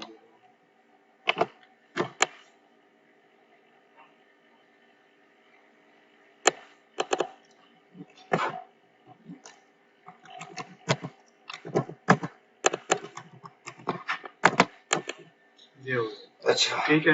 अच्छा यहाँ पे हम ये जब लिखते हैं तो कर्सर नेक्स्ट लाइन पे आ जाता है। अगर हम चाहते हैं कि कर्सर यहीं पे रहे तो उसके लिए हम क्या कर सकते हैं? तो हम प्रिंट के आगे से एलन को जी देखो। हाँ जी आप बताएं। मैं ये कह रहा हूँ कि हमसे वो ये देखिए हम एंटर करते हैं फिर अगला आता है, एंटर करते हैं फिर अगला आता है। ऐसा हो कि हम तीनों वो एक ही टाइम में ले ले हमसे, तो उसके बाद उसको एग्जीक्यूट करके हमारे मतलब एक ही टाइम से जो उसने इनपुट लेनी है ना वो तीनों की शो कर रहा हो। Enter name, enter age, enter salary. ठीक है ठीक है जी। तीनों हम उसके ऊपर करते हैं। हाँ जी। फिर वो एंटर करें तो फिर वो उसका आउटपुट हमें शो करे। इसके लिए मुझे लगता है हाँ इसके लिए मुझे लाइन पहले प्रिंट हो जाएगी। इनको मैं हमसे ऑन करता हूँ।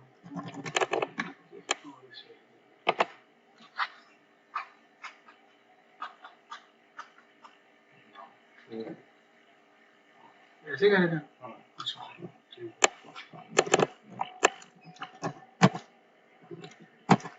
अच्छा ये उसके आगे नहीं मांग रहा। तो कहने का मतलब ये इंटर नेम यहाँ पे आए फिर इंटर करें फिर इसे। तो पहले ऐसे ही था।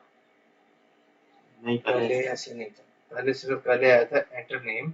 हाँ नाम वो लिखा हमने। हाँ जी। उसके बाद एंटर किया फिर अगला शो हुआ एंटर एज। Enter as. हाँ हाँ ठीक है वो लिखा उसको एंटर किया फिर अगला शो हुआ ऐसे हुआ। मेरा मतलब मैं तो अभी आप क्या चाह रहे हैं कि ये इसके आगे मुझे हाँ जी हम इंटर ना प्रेस करें फिर इस पे लिखें फिर इस पे लिखें। ये एंटर प्रेस करें या ना करें ये एक ही टाइम में हम सारा डाटा इसको दे दें। एंटर प्रेस करें तो ये उसका आउटपुट हमें दे दें। उसमें ये है कि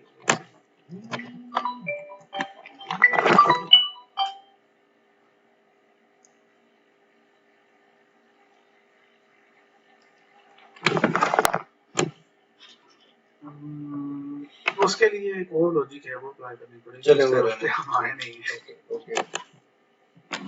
ओके जी ये एग्जांपल हमारी पूरी होगी जिसमें नेम एज और सैलरी जो है हम प्रिंट करवा रहे हैं। आगे नेक्स्ट एग्जांपल ये है कि write a Java programme that take two numbers as input and print the sum of those two numbers।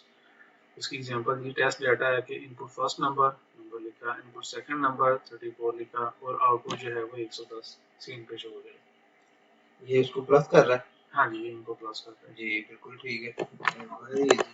Very easy हम इसको करते हैं जी। मैं करूँ? नहीं आप ज़्यादा टाइम ले लेंगे आप। नहीं ज़्यादा टाइम नहीं एक्सरसाइजेस हैं इसके लिए। ज़्यादा टाइम नहीं लूँगा, फौरी करवाऊंगा। टर्न कर दे।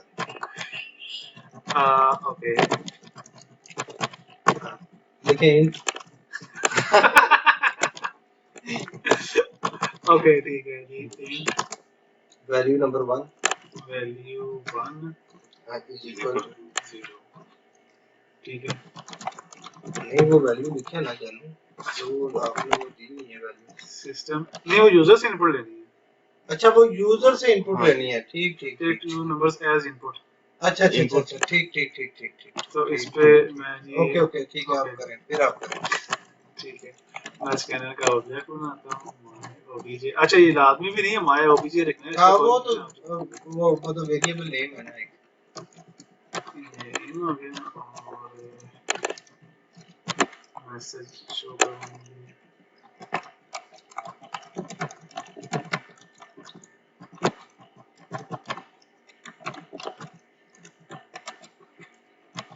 उसके बाद flexi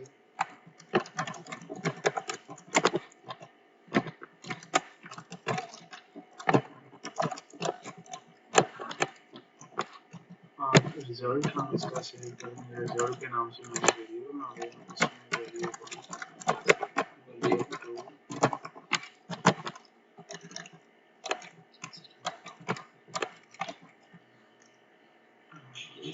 result is equal to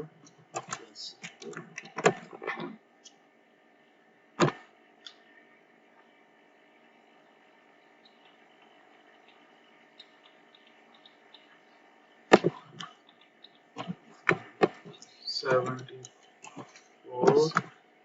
और 36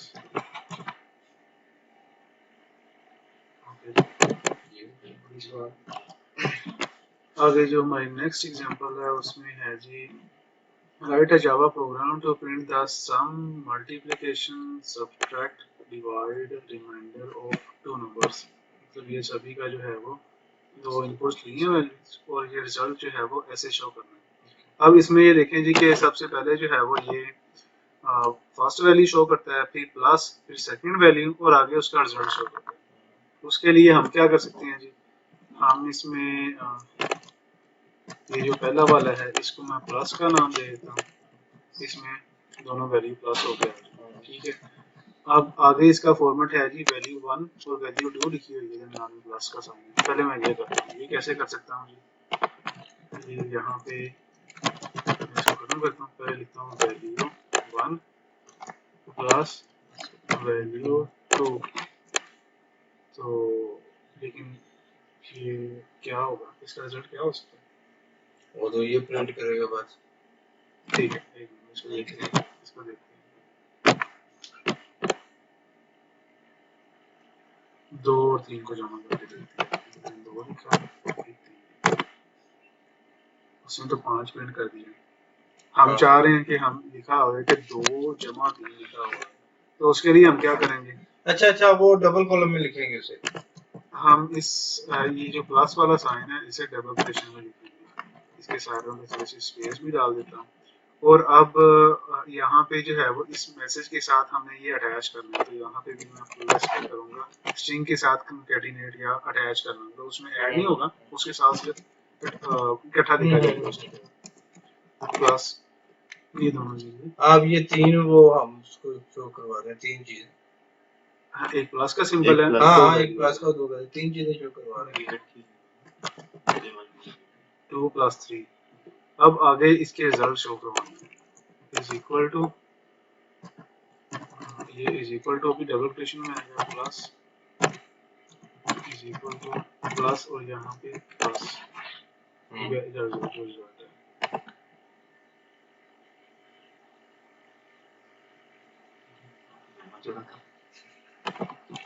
2 + 3 2 + 3 इज इक्वल टू 5। अब यही काम हमने माइनस के साथ करना है। माइनस के साथ ही मैं पहले माइनस का रिजल्ट इस माइनस वेरिएबल में सेव करता हूँ वैल्यू 1 माइनस वैल्यू 2 और यही स्क्रीन पे शो करवाता हूँ। अगर मैं यही लाइन नीचे कॉपी करनी हो तो कौन सी शॉर्ट की होगा?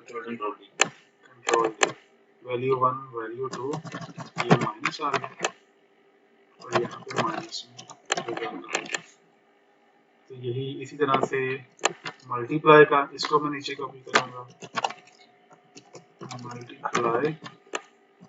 मल्टीप्लाई करने के लिए इसमें स्टैटिक सिंबल इस्तेमाल होता है। इसी तरह डिवाइड करना है डिवाइड के लिए अच्छा ये आप इसको तो कर रहे हैं तो आपको लगता है कि ये माइनस वाला सही चलेगा? जी वैल्यू 1 माइनस वैल्यू 2 हाँ नहीं हम चलेगा वो चला के देखते हैं। ठीक है मैं इसको चला के देखता हूँ 2 माइनस 3 लिखूंगा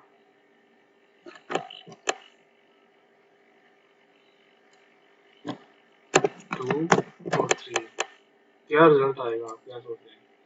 उसका ऊपर वाले का तो ठीक आएगा प्लस वाले का नीचे वाले का नहीं सही आएगा। 2 minus 3 is equal to minus 1 और माइनस वाली वैल्यू बड़ी है तो वो माइनस का सिंबल हाँ नहीं वो तो ठीक है वैल्यू ये माइनस का सिंबल माइनस करने के लिए वो तो हो गया। अब ये जो प्रिंट करवाया मुझे इधर थोड़ा इशू था। ठीक है यहाँ पे हम माइनस भी लिखा हुआ है हाँ नहीं यहाँ पे तो माइनस हमने कुछ वो करवाना था ठीक है हाँ जी ठीक है वैल्यू 2 इज इक्वल टू ये इसमें कहने का मतलब ये जो प्लस प्लस आ रहे हैं ना लिखे हाँ हुए जी हैं हाँ ये जी की सेंस में आप लिखे ठीक है अब इसमें अगर हम स्क्रीन पे शो करना हो मैंने हेलो मैं इसको हटा देता हूँ हेलो तो ये हेलो प्रिंट कर देगा ठीक है अगर हम मेरे हेलो के आगे वैल्यू 1 प्रिंट करनी तो उसके लिए मैं क्या करूँगा हेलो के आगे वैल्यू 1 प्रिंट करूंगा तो वैल्यू 1 लिखूंगा हाँ लेकिन ये यहाँ पे प्लस मुझे प्लस का साइन देना पड़ेगा। अब ये प्लस क्या कर रहे हैं इस इन वैल्यूज को आपस में मिला रहा है वैल्यूज कौन सी मतलब एक टेक्स्ट है उसको और जो वैल्यू 1 के अंदर जो वैल्यू उसको आपस में मिलाएगा कंकैटिनेट करना जिसे कहते हैं उनको आपस में कोई कैलकुलेशन नहीं करेगा उससे हेलो और ये इज इक्वल टू आगे वैल्यू 1 के अंदर जो वैल्यू है वो यहाँ पे साथ अटैच हो जाएगा। बाकी जो प्लस है ना वो सिर्फ मिलाने का काम कर रही है इन वैल्यू को दोनों वैल्यू को और असल काम जो है वो है minus 3 hello is equal to 2 मतलब वैल्यू 1 के अंदर जो वैल्यू है वो सिर्फ कंकैटिनेट हो रही है मतलब जहाँ भी कंकैटिनेट का मतलब नाम आए तो इसके अंदर मिलाया जा रहा है सिर्फ कैलकुलेशन नहीं किया जी ठीक है सॉरी ओके जी इसमें डिवाइड हो गया मल्टीप्लाई डिवाइड और एक रिमाइंडर का होता है modulus mod reminder value 1 percentage value 2 मतलब जो डिवाइड होने के बाद जो वैल्यू वापस बचती है मतलब इशारे में नहीं जाना चाह रहे लेकिन वो वैल्यू जो तकसीम होने के बाद बचती है वो और इनको मैं ये वाली लाइन जो है वो मल्टीप्लाई के लिए इस्तेमाल होगी तो स्टैटिक इस्तेमाल करूँगा ये डिवाइड करने में स्लैश ये परसेंटेज के लिए परसेंटेज अब मैं इसे रन करता हूँ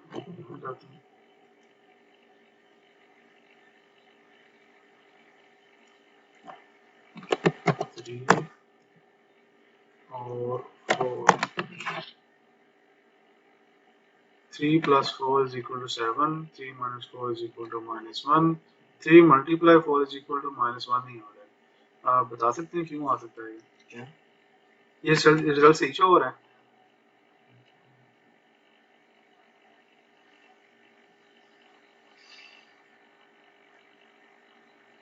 3 plus 4 से देखना शुरू करें उसका रिजल्ट सही है आगे हाँ जी 3 minus 4 ठीक है 3 multiply by 4 is equal to क्या आ रहा है -1 आ रहा है ये यहाँ पे -1 आ रहा है हम यहाँ पे पीछे देखते हैं जी वैल्यू 1 मल्टीप्लाई बाय वैल्यू 2 यहाँ पे हमने वो वेरिएबल का नाम दिया जिस पे वैल्यू से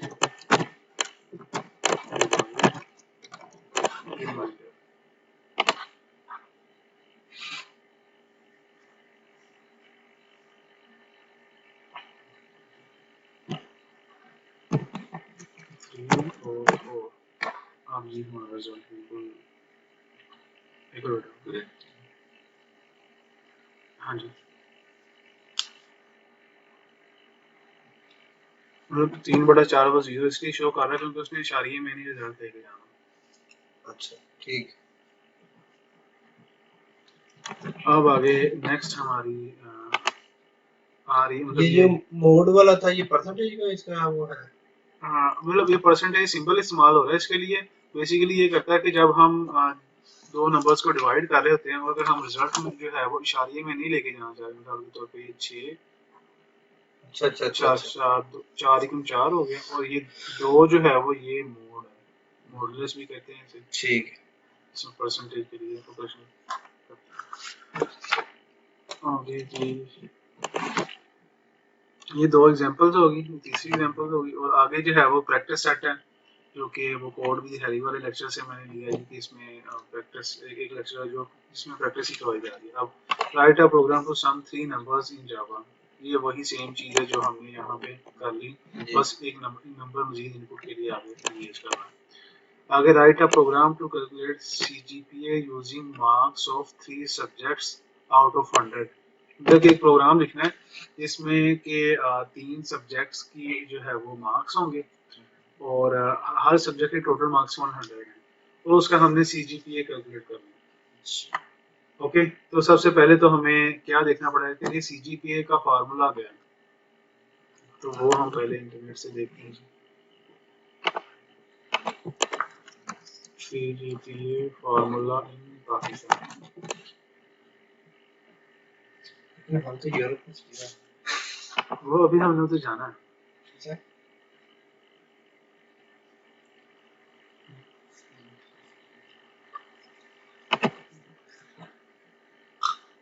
तो पाकिस्तान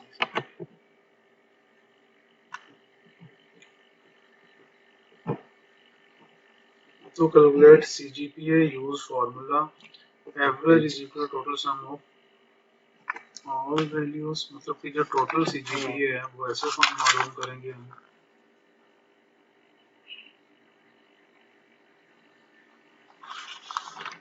कि total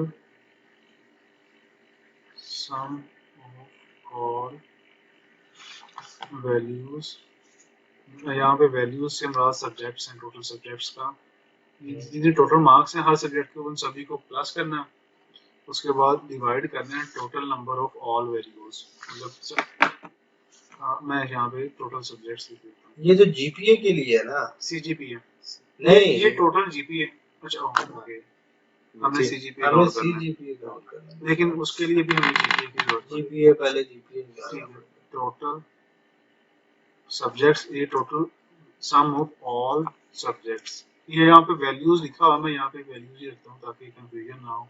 वैल्यूज से हमारे के 5 सब्जेक्ट हैं, सभी के 100 मार्क्स में टोटल 500 हो गए। नीचे टोटल वैल्यूज कितनी है, 5 वैल्यूज हैं, वो डिवाइड किया हमारे पास जीपीए आ गया टोटल। अब हमें सीजीपीए मालूम करना है, तो उसका फार्मूला है जी के टोटल सम ऑफ जीपीए, हाँ ठीक है जी, GPA multiply by credits divided by total number of credits, ये जो मार्क्स होते हैं, एक तो क्रेडिट आवर भी होता है ना। हाँ जी। नीचे कैलकुलेशन में ये हमारे पास परसेंटेज आ गई, यहाँ पे हम बेसिकली हमें जीपीए मालूम करना है, जीपीए की देनी है और case study how to calculate GPA, ये मार्क्स लिखे हैं हमने, ये आगे मार्क्स है उनकी, जो परसेंटेज है मार्क्स की, परसेंटेज ग्रेड आ गए और सीजीपीए आ गए। कैलकुलेट एवरेज,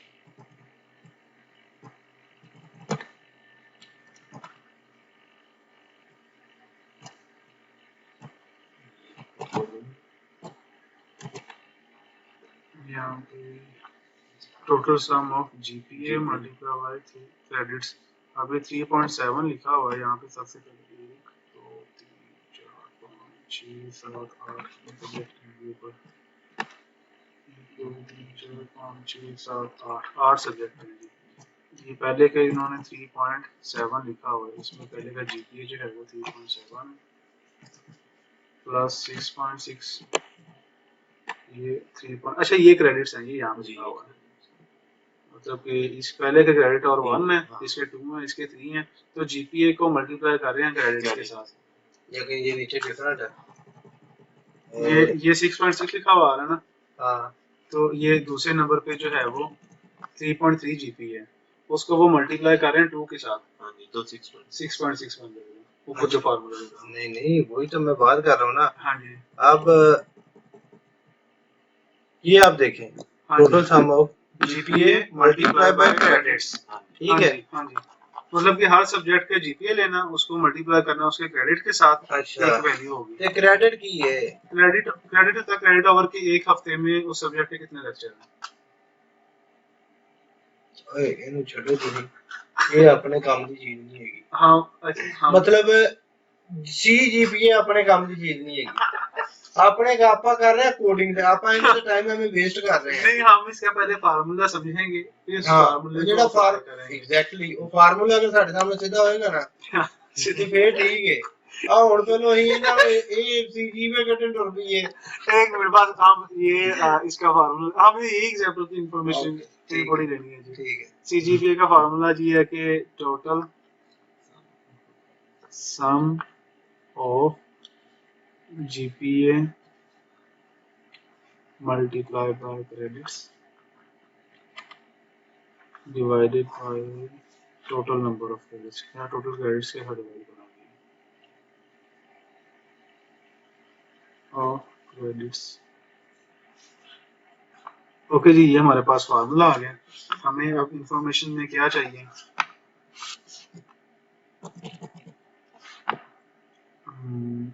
यहाँ परसेंटेज दिए हुए मार्क्स, हम परसेंटेज को कंसीडर करते हैं। मार्क्स को कंसीडर करें, बताएं आप, तो हमें परसेंटेज निकालनी पड़ेगी।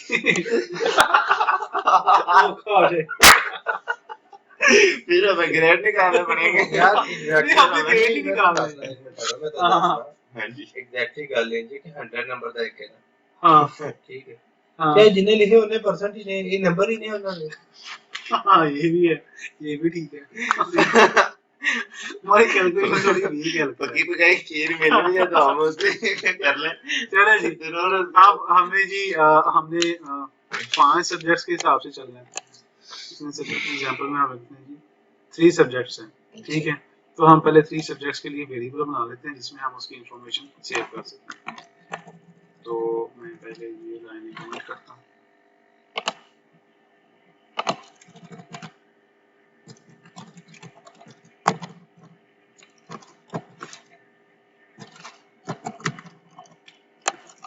ये क्या लिखते हैं? ये वैसे कमेंट करने के लिए, मतलब ये 4 नंबर एग्जांपल है। अच्छा अच्छा ठीक। अब मैं पहले 3 वेरिएबल बना लेता हूँ जिसमें हमें इंफॉर्मेशन क्या चाहिए जी, परसेंटेज चाहिए और क्रेडिट्स चाहिए। int subject 1 तो वो तो हमने इंपोर्ट की नहीं है, परसेंटेज, हाँ जी स्कैनर इंपोर्ट किया नहीं। स्कैनर नहीं, हाँ जी हम ऐसे करते हैं ना, बार बार वैल्यूज देने के बजाय हम पहले उन्हें फिक्स कर लेते हैं, तो उसके बाद जब प्रोग्राम फाइनल हो जाए ना फिर उसे स्कैनर के साथ अटैच कर दें ताकि ठीक है आसानी फराहम हो जी। ठीक है ये जी पहला सब्जेक्ट है जी, उसकी 90% है, 90 मार्क्स हैं जी। दूसरा और इस सब्जेक्ट का, एक मिनट काइंडली आप वो खोलिएगा जो उसके आपने वो दिखाई है एग्जांपल नहीं एक्सरसाइज। हाँ जी, write a using program to marks, calculate using marks of 3 subjects out of 100।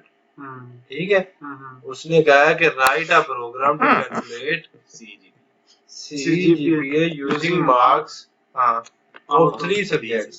ये 3 subjects के जो marks है ना ये हमने वो enter करने हैं। ओके हाँ ठीक है, हाँ जी जी वो इंटर की तरफ भी हम आएंगे। चलेंगे ठीक है ओके।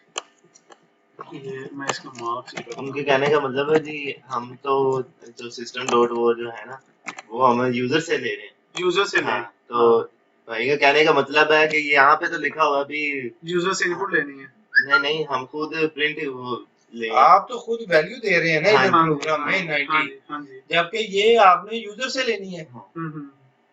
ठीक है, मैं यूजर ही हूँ। अभी मैं सिर्फ इसमें वैल्यूज जी जी ठीक। Total marks is equal to 100। अब पहला जो सब्जेक्ट है उसके सब्जेक्ट 1 के जो मार्क्स हैं वो मैंने 90 सेट कर दिए हैं, और इसके जो क्रेडिट्स हैं वो लेट्स सपोज 1 है। और इसी तरह दो वो सब्जेक्ट्स हैं 2 और 3, इसके जो है वो 70 मार्क्स आपके मार्क्स आपके 100 हैं टोटल मार्क्स।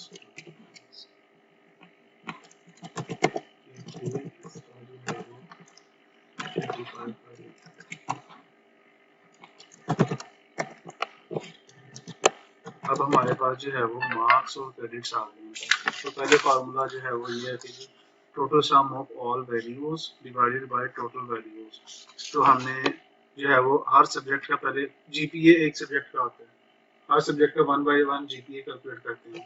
तो उसके लिए क्या करेंगे, int subject 1 GPA is equal to, इसका फार्मूला जो है वो जीपीए पर मालूम करने का ये है कि total sum of all values divided by total values.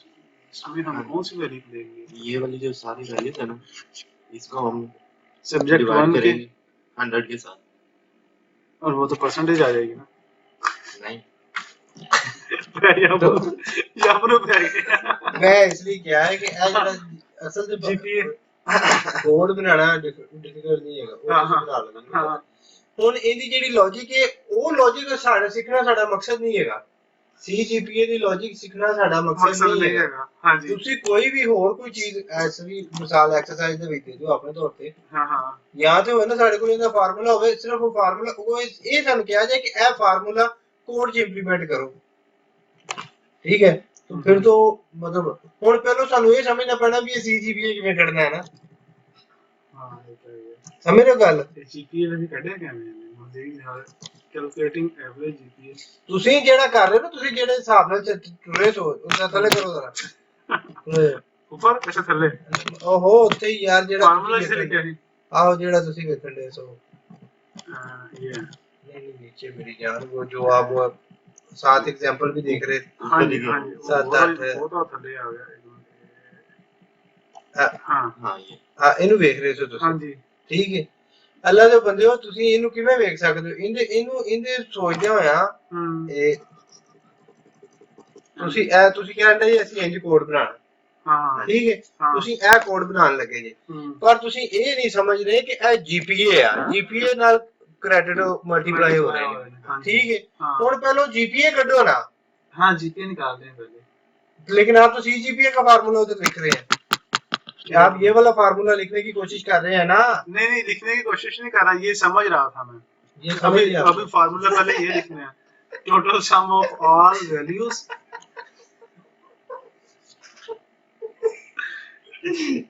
हम एग्जांपल सॉल्व करें यार, मतलब ये एक्सरसाइज है तो उसमें हमने तो टफ तो होगा ना हमारे लिए, नहीं टफ हो, कोड में टफ हो ना, कैलकुलेटिव। हाँ ठीक है, ऐसा ये भी सही है।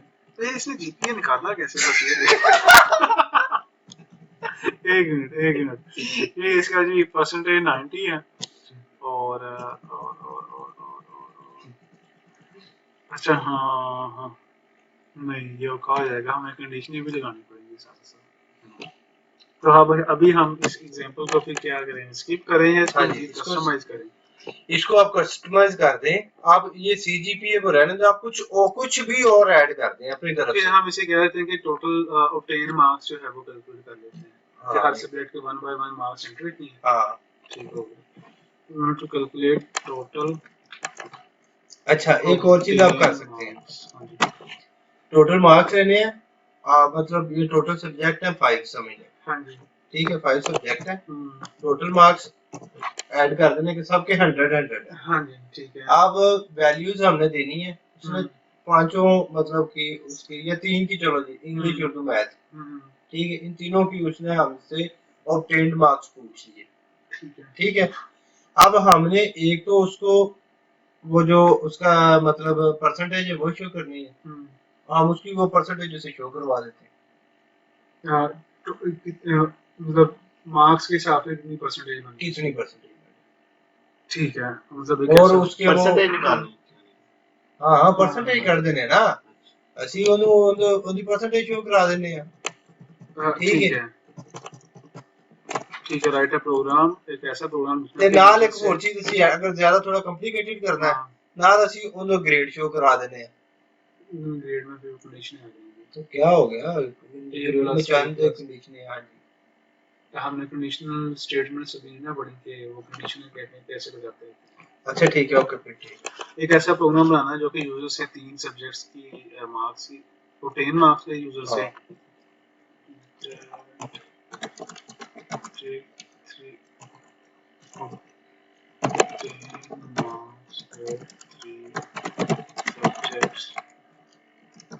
इंग्लिश मैथ और फिजिक्स उर्दू ना लिखी भी हो जाए पुत्रा उर्दू इजी हो जाना था वो पाकिस्तान इसके में स्पेलिंग ठीक है उर्दू ठीक है मेरे ख्याल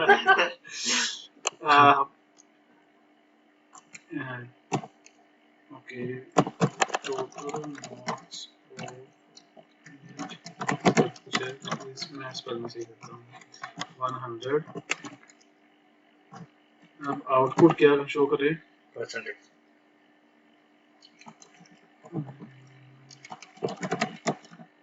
output show percentage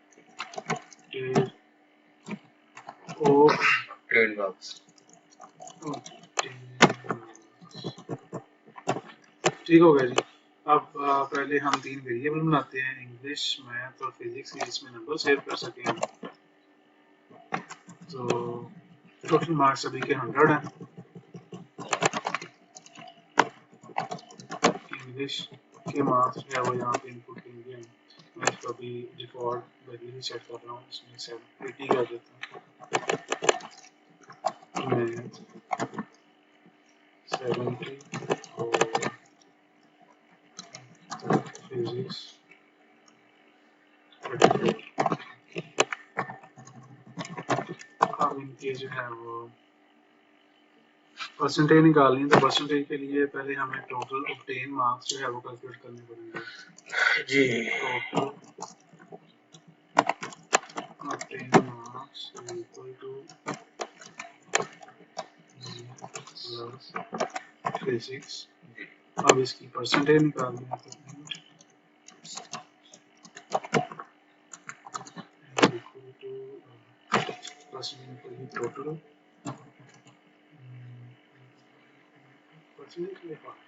total marks लिखो total marks divided by obtained marks multiplied by 100 नहीं आप क्या हो गया 100 के साथ मल्टीप्लाई आप ये जो टोटल मार्क्स कर रहे हैं टोटल मार्क्स आपने 100 लिखे हुए हैं अच्छा। इससे पहले मल्टीप्लाई आपने 3 करना है हाँ मल्टीप्लाई बाय 3 फिर 3 divided by total obtain marks ऊपर आते होते हैं ना टोटल मार्क्स नीचे आते हैं marks multiply 100 divide by total marks नहीं टोटल मार्क्स मतलब मिसाल के तौर पे 100 में से 40 आए हैं 40 को डिवाइड करेंगे 100 से हम 100 में से 40 है ठीक है उसको मल्टीप्लाई करेंगे 100 से ताकि परसेंटेज निकाल सकें वैसे होता है पता नहीं मुझे याद आ गया ऑब्टेन मार्क्स जो है वो पहले बटे के ऊपर आते हैं ठीक है जी अब मैं सैंपल आगे लिखता हूँ अच्छा पहली बात तो ये है कि आपने इधर ही कर दो ना टोटल मार्क्स मल्टीप्लाई बाय 3 अब आप टोटल मार्क्स ही लिखेंगे तो बस वो बात हो जाएगी जी ठीक हो गया जी ओके जी हम इसको प्रिंट कर लें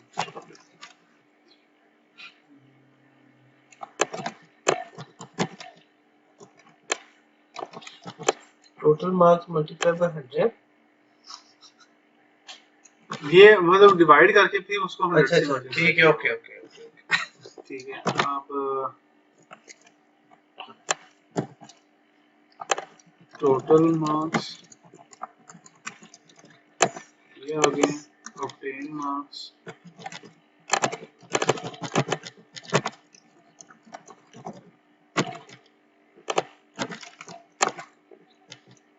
और आप परसेंटेज आ गई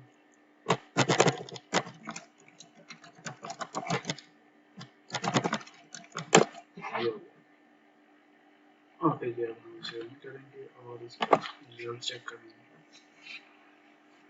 इसका रिजल्ट चेक करने के लिए आपको एक दफ़ा वैसे चाहिए था।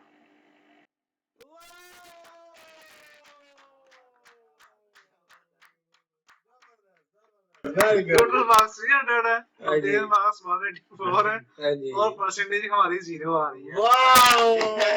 ये ऐसा क्यों हो रहा है? अच्छा ये ऐसा तो उसकी मैं आपको मजीद वजाहत देता हूँ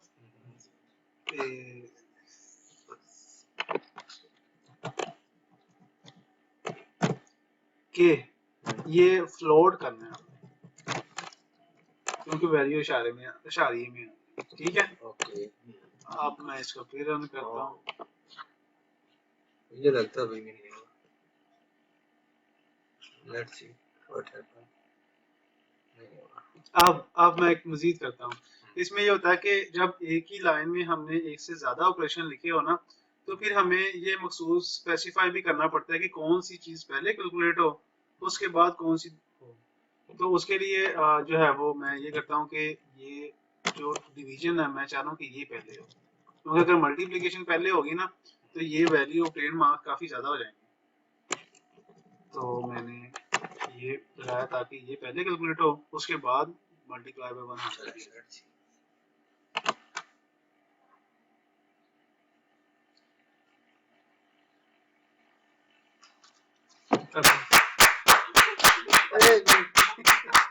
एक मिनट मैं सपोज करता हूँ, ये मुझे अभी भी लगता नहीं होगा। मैं सपोज करता हूँ कि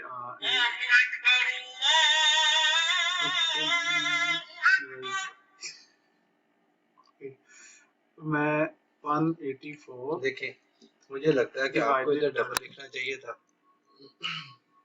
अच्छा मैं ये 100 किया तो ये 1.84 आ गया, मल्टीप्लाई बाय 100 होगा तो ये 184% बन जाएगा। ये भी सही नहीं है। तो पहले हम देखते हैं कि फार्मूला क्या है। फार्मूला चेक कर लो। कहाँ सीजीपीए से परसेंटेज पे आ रही है? परसेंटेज फार्मूला इन पाकिस्तान। नहीं रहन जो है यार, जगह तो कोई है कोई करो तो। हाँ जी, परसेंटेज का फार्मूला ये है जी। ये वेबसाइट में ओपन कर लेता हूँ यहाँ पे जी। अच्छा, दोनों वैल्यूज को माइनस करके उसको हम किसी चीज से डिवाइड करना है। एक मिनट, वो ऐसे भाई लोड हो रहा है, पेज लोड हो रहा है। क्या हो गया कैलकुलेशन को? मेरा ख्याल है कि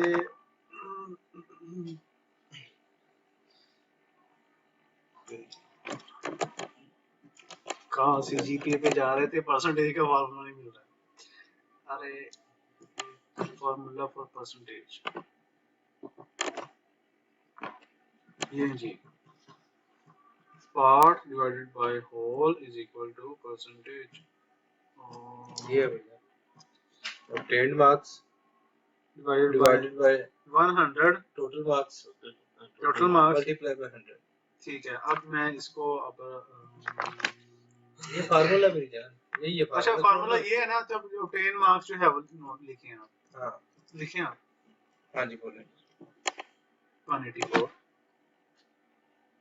divided by 300 टोटल मार्क्स है जी। हाँ 61%। मेरे कैलकुलेटर लगता सही नहीं चल रहा। एक मिनट, मैंने भी यही किया था। 184 divided by 300। आपने किया तो था मैंने 300 divided by 184। आपने ये अच्छा अच्छा अच्छा, ये तो यहाँ पे तो सही है ना, मतलब total 10 marks divided by total marks हाँ जी मल्टीप्लाई बाय हाँ जी 100। अब मुझे मिल गया ये क्यों हो रहा है। मैं बताऊं बड़ा मैं रहा हूँ कि इसके साथ मैं बस एक चीज करूंगा छोटी सी। नहीं एक मिनट, ये भी नहीं हुआ। इसके साथ मैं ये कर दिया और हाँ बस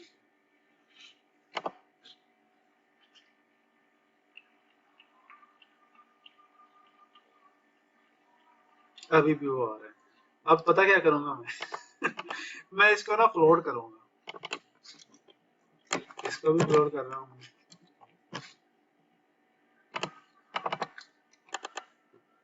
इन सभी को मैं फ्लोट कर रहा हूँ और इसको भी फ्लोट कर रहा हूँ। अब मैं ये खत्म कर रहा हूँ।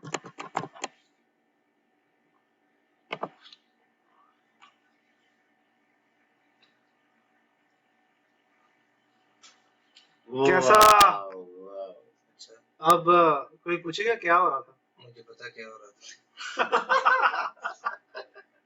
हाँ जी बताएं क्या हो रहा था? बाकी तो वो इंट में वैल्यूज ले रहा था।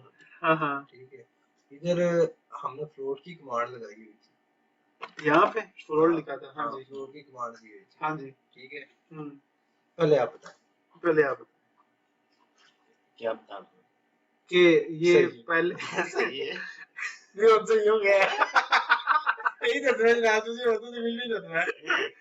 नहीं मतलब कि ये पहले जो है वो सही क्यों नहीं रिजल्ट शो हो रहा था क्या, हालांकि मैंने इसके आगे फ्लोट भी लिख दिया था, तो इसी तो चाहिए था कि फ्लोट अशारिये वाली वैल्यू तो मैं कैलकुलेशन सीखेगा, मुझे पहली दफा ये हो रहा था 0 पॉइंट समथिंग रिजल्ट आ रहा था। जवाब मिल गया। हाँ जी, आपका कुछ और जवाब था, यही जवाब था? नहीं, मेरा जवाब यही था, लेकिन मैं ये कह रहा हूँ कि जो इंटीजर इनकी ना इंटीजर हाँ जी, इंटीजर जो है वो फ्लोट में आ सकता है, हाँ जी, ऐसे ही है। हाँ ऐसे ही। देन व्हाई ये क्यों नहीं आ रहा? ये क्यों नहीं आ रहा था? उसकी वजह फ्लोट तो इंटीजर में नहीं आ सकता, लेकिन इंटीजर तो फ्लोट में आ सकता है ना। हाँ जी, तो अब हम उसे इंटीजर को फ्लोट में ला रहे थे। हाँ तो क्यों नहीं आ रहा था? क्यों नहीं आ रहा था? अरे वाह, यू आर गुड पर्सन।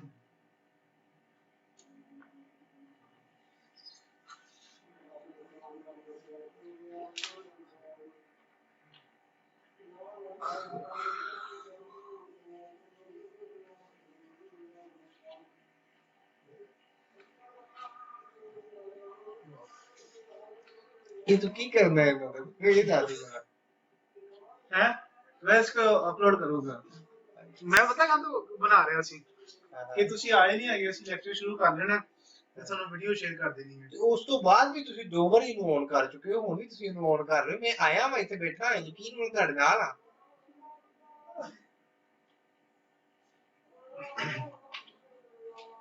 अब आपका क्वेश्चन मैं जो है वो रिपीट करता हूँ जी कि आप कह रहे हैं कि जो इंटीजर वैल्यू होती है, फीस नहीं,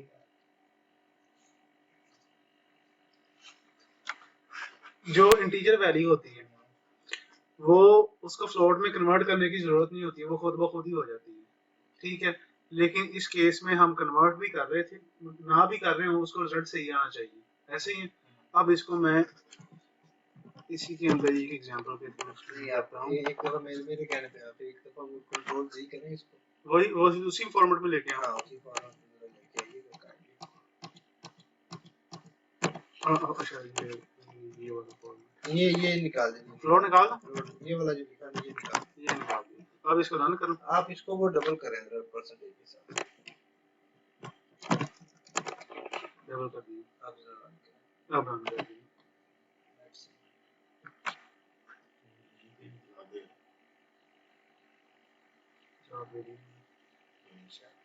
अब मैं एक्सप्लेन करता हूँ इसको।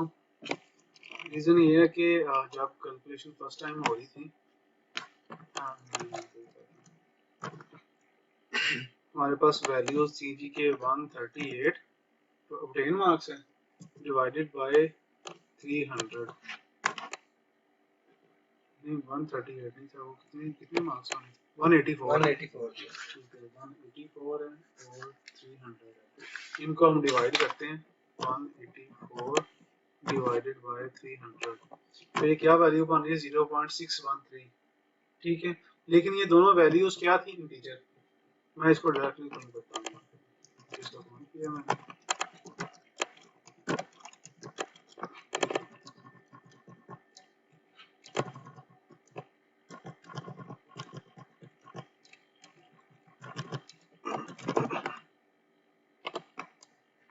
ये जी इसकी वैल्यू मैं ये डायरेक्टली प्रिंट कर रहा हूँ स्क्रीन पे। तो इसकी जगह पे मैं नंबर्स लिख लेता हूँ इसके 186 डिवाइडेड बाय 300। अब जब भी इंटीजर वैल्यूज को आपस में डिवाइड कर रहे हैं तो रिजल्ट में क्या मिलेगा हमें? इंटीजर। वो इंटीजर क्या रिटर्न होता है हमें? क्या हो सकता है? पॉइंट नहीं आएगा, बस वो जीरो ही आएगा। तो जब जीरो का हम फ्लोट में कन्वर्ट करेंगे तो वो क्या बनेगा? 0.0। तो अगर मैं इसी के साथ f लिख देता हूँ कि ये दोनों फ्लोट वैल्यूज हैं, फिर ये डिवाइड हो रही हैं,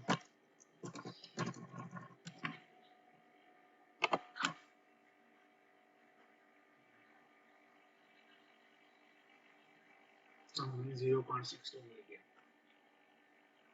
मतलब अल्लाह ताला भला करे। यार ठीक ही करा रहा है ये यार। ठीक नहीं है यार, मैंने बहुत दफा सोचा, मैं एक दफा लैंड भी किया ते वो ਉਹਨਾਂ ਕੋਲ ਜਿਹੜਾ ਹੈ ਨਾ ਬਹੁਤ ਹੀ ਪੁਰਾਣੇ ਕਿਸਮ ਦੇ Lenovo समथिंग कुछ सही तो चल रहे ने। हाँ ये मुझे पसंद नहीं सी आया है। अच्छा ठीक है, ओके। ये दोनों होंगे से आप ऐसे कर सकते हैं। अच्छा आप ये छोड़े, आप इसको ये बताएं, आप इसके साथ अगर एफ लिखें इनके साथ, हाँ इनके साथ आप लिख नहीं सकते क्योंकि ये वेरिएबल है। फिर मैंने इनको जो है वो कन्वर्ट किया, इनकी टाइप्स को कन्वर्ट कर दिया फ्लोट में। ओके नहीं, वो तो हमने कर दिया। हाँ अगर इनको अब हमने ये भी मेंशन करना है कि ये फ्लोट है, ये भी फ्लोट है। अब इसको क्या, इसको ऐसे करेंगे, हम वेरिएबल के नाम से पहले लिखेंगे फ्लोट, ठीक है, और इसके नाम से पहले भी लिखेंगे फ्लोट, और अब इसको हम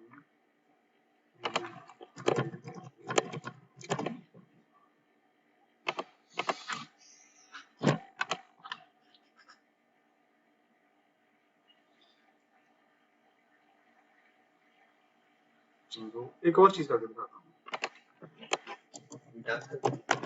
अगर मैं फ्लोट एक वैल्यू उसके साथ इंटीजर को डिवाइड कर रहा हूँ तो रिजल्ट में फ्लोट मिलेगा ना? आएगा। मेरा ख्याल है फ्लोट आएगा। देखते हैं।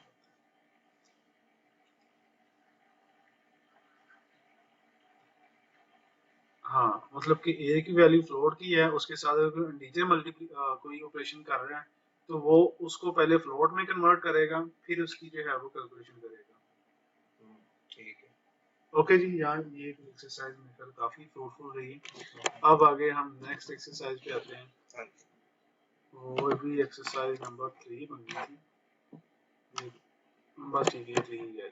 Write a Java program that asks a user to enter his or her name and greeting them with the hello, नाम लिखा हुआ है, have a good day, मतलब कि यूजर का नाम जो है वो इनपुट ले और ये मैसेज शो करे और हेलो के बाद जो है वो उसका नाम लिखा हुआ है। तो उसके लिए जी मैं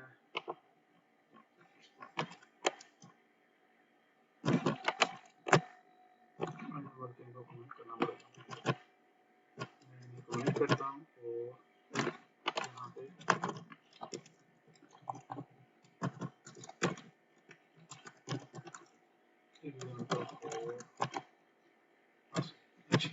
सबसे पहले मुझे एक वेरिएबल चाहिए होगा, स्ट्रिंग इक्वल टू, यहाँ पे उसका नाम आएगा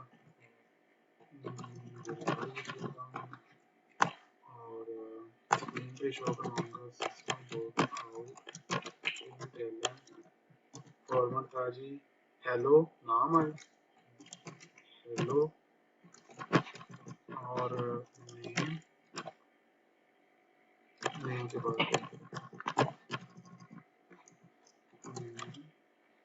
हैव अ गुड डे,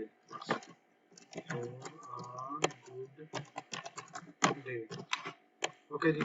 अब मैं इसे अभी मैं इसे जो है वो रन करता हूँ। नेम में जो है वो फिलहाल सेव है और स्क्रीन पे हम हेलो नेम आगे have a good day show कर रहे हैं। Hello name have a good day, name की जगह पे फिलहाल आना चाहिए था ना, तो ये क्यों नहीं आ रहा, आपको थोड़ा सा मतलब देख के बता सकते हैं कि क्या वजह हो सकती है?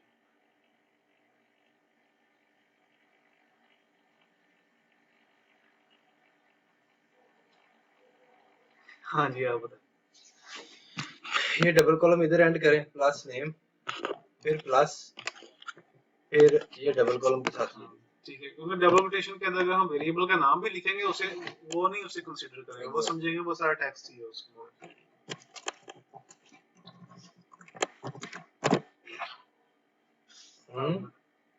ऐसे ही कहा था ना आपने? हाँ अच्छा अच्छा हाँ ठीक है ठीक है। कॉमा क्यों पाया जी? कॉमा पहले ही था, मतलब मैंने ये खुद से नहीं डाला। इसके आगे भी प्लस नहीं है? इसके आगे hello Bilal comma have a good day, किसके आगे प्लस आएगा? इसकी नेम के आगे नहीं, ये कॉमा मैसेज के अंदर शामिल था। ये मैसेज सारा ऐसे लिखा हुआ था, मैंने इसकी जगह पे नेम लिखा हुआ था। ये हो गया हमारी ये वाली एग्जांपल। आगे की write a Java program that convert kilometres into metres. ठीक है। अच्छा, इसमें यहाँ पे वो इनपुट लेनी थी, वो इनपुट की एग्जांपल करूँ या स्कैनर के थ्रू या ऐसे चलेगा? क्या यूजर से इनपुट लेना था ये नाम?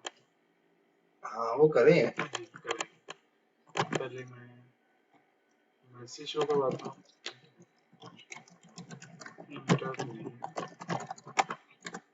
और स्कैनर का ऑब्जेक्ट बनाता हूँ।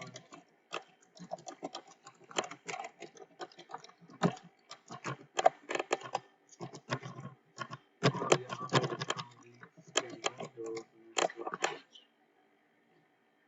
जिसे हम दिया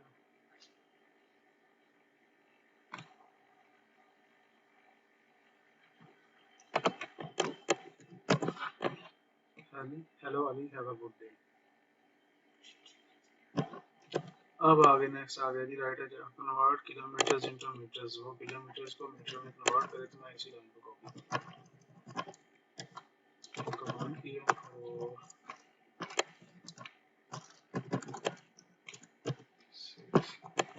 कन्वर्ट किलोमीटर्स इनटू मीटर, पहले मीटर किलोमीटर, किलोमीटर्स में इसका नाम है किलोमीटर्स, और किलोमीटर्स की टाइप हमने रखी है जी इंटीजर, और ये होगा इसकी डेटा टाइप हमें चेंज करनी पड़ेगी, स्ट्रिंग से इंटीजर करनी पड़ेगी। और करती किलोमीटर्स हमने इनपुट ले लिए, अब उसे कन्वर्ट करना है मीटर्स में, तो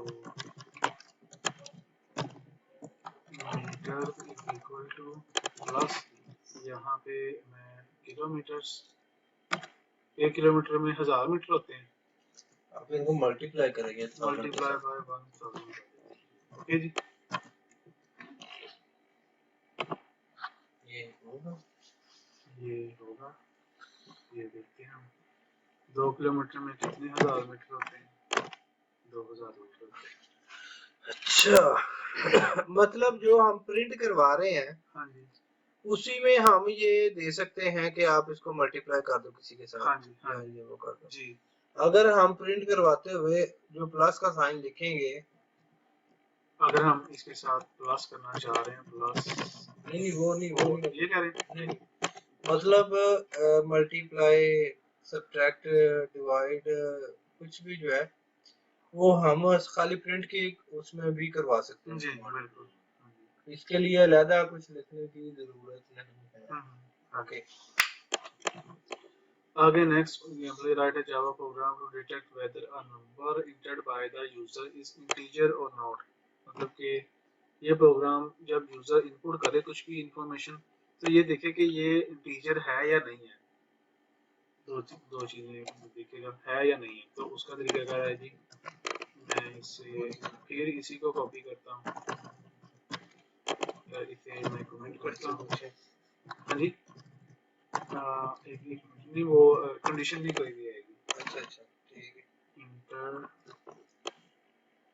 एनीथिंग, कुछ भी इंटर वैल्यू मतलब इंटर वैल्यू तो वो इंटीजर है या नहीं है ये हमें चेक करना है। तो उसके लिए हम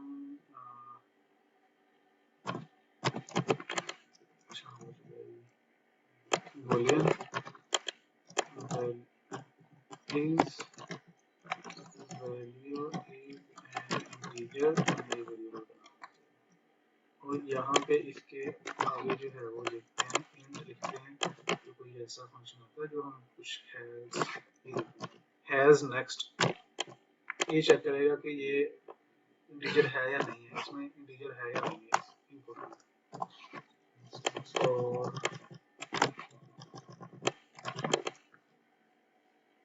बस मैं सिंपली यहाँ पे इसकी वैल्यू ये वैल्यू इंटीजर, मतलब कि ये जो हैज नेक्स्ट है, जो भी यूजर ने इनपुट में लिखा है वो चेक करेगा वो इंटीजर है या नहीं है। अगर इंटीजर हुआ तो ये ट्रू रिटर्न करेगा, अगर ना हुआ तो ये फॉल्स रिटर्न करेगा। फॉल्स में वो कंडीशन हम इसमें सेव कर ली, प्रोसेस स्क्रीन पे ये मैंने इसीलिए कहा था बुलियन का। हाँ अच्छा कि बुलियन कहीं से पूछे? हाँ पूछना चाहिए था आपको कि ये कौन सी जरूरत है। आगे ठीक है, तो यहाँ पे मैं वैल्यू एंटर करता हूँ 23, एंटर प्रेस किया, उसने ट्रू रिटर्न किया कि ये इंटीजर ही है। अगर दोबारा इसको रन करते हैं हम, अच्छा ये दोबारा रन करना पड़ेगा? हाँ जी, इसको खत्म नहीं कर सकते? नहीं, तो यहाँ पे मैं ABC लिख देता हूँ, इंटर, वो फॉल्स रिटर्न करेगा। ठीक है जी, अब आगे ये मेरे ख्याल ज़्यादा बोरिंग हो रहा है, ज़्यादा लंबा हो रहा चाहिए। राइट है जा इंटर, हाँ ठीक है, ये कर ली हमने। आपके लिए मे भी हो सकता हो बोरिंग हो रहा हो। नहीं बात का स्टूडेंट बोर हो जाते हैं ज़्यादा लेक्चर ना पढ़े। ये मैं कम नहीं हो रहा बहुत, बाकी आप अच्छा ओके, ये प्रैक्टिस सेट हमारा जी आज का इसमें मुकम्मल हो गया। आगे कुछ एक्सरसाइजेस हैं, एक प्रोग्राम लिखना है that take these things as input, जिसमें roll number, नाम, phone number, city, address, age, total marks, obtained marks, ये सारी चीजें इनपुट ले आ जाए। ठीक है, और आउटपुट जो है वो कुछ इस तरह से शो करेगी, रोल नंबर, नेम, सारी कैसे ऐसे हो गया।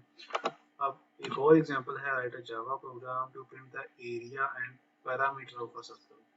पहले तो हमें फॉर्मूले देखने पड़ेंगे कि एरिया या पैरामीटर कैसे निकालना है किसी भी सर्कल का, और इसका तरीकाकार ये कि रेडियस, टेस्ट डाटा में रेडियस जो है वो इसे इनपुट ली जाएगी यूजर से, जो कि मिसाल के तौर पे 7.5 लिखी है, तो आउटपुट कुछ इस तरीके से जो है वो शो हो।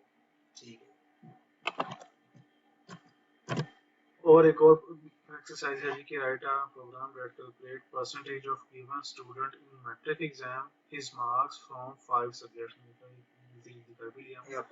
5 सब्जेक्ट्स की जो है वो मार्क्स हमने यूजर से एंटर करवाने हैं, हर सब्जेक्ट के टोटल मार्क्स 100 है, और उसके जो है वो परसेंटेज कैलकुलेट करना है।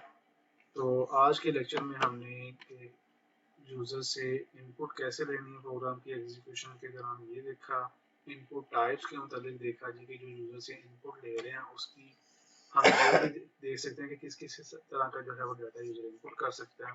प्रैक्टिस सेट्स में मुख्तलिफ प्रैक्टिस एग्जांपल्स थी वो की हैं, और कुछ एक्सरसाइजेज हैं एंड पे 2-3 जो के होमवर्क के लिए हमारे पास। Okay, is it complete now? हाँ जी, इज इट कंप्लीट? ओके, अब आपने एक काम जरूर करना है, हाँ जी, क्योंकि ये है थोड़ा सा टिपिकल मतलब थोड़ा कॉम्प्लिकेटेड है। हाँ जी, लेक्चर या काम? नहीं वो कोडिंग जो है ना जो हाँ जी, आज हमने की हाँ थोड़ी जी, कॉम्प्लिकेटेड जी ठीक है, मतलब इससे पहले वेरी इजी थी। वेरी ठीक, हाँ, अब जो आज आपने जितनी कोडिंग की हुई है ना, ये आपने हमें शेयर करनी है। ठीक हो गया, मतलब एक्सरसाइज जितनी आपने हमें करवाई है ना, हाँ जी, ये आप काइंडली हमें शेयर कर दें। वो मैं शेयर कर देता हूँ जी ठीक है, ओके जी। तो उसमें वो लाइनें कमेंट्स हैं, मैं वैसे ही जो है वो सारी सेव कर दूंगा। हाँ ठीक है, ओके ओके ओके ओके, वो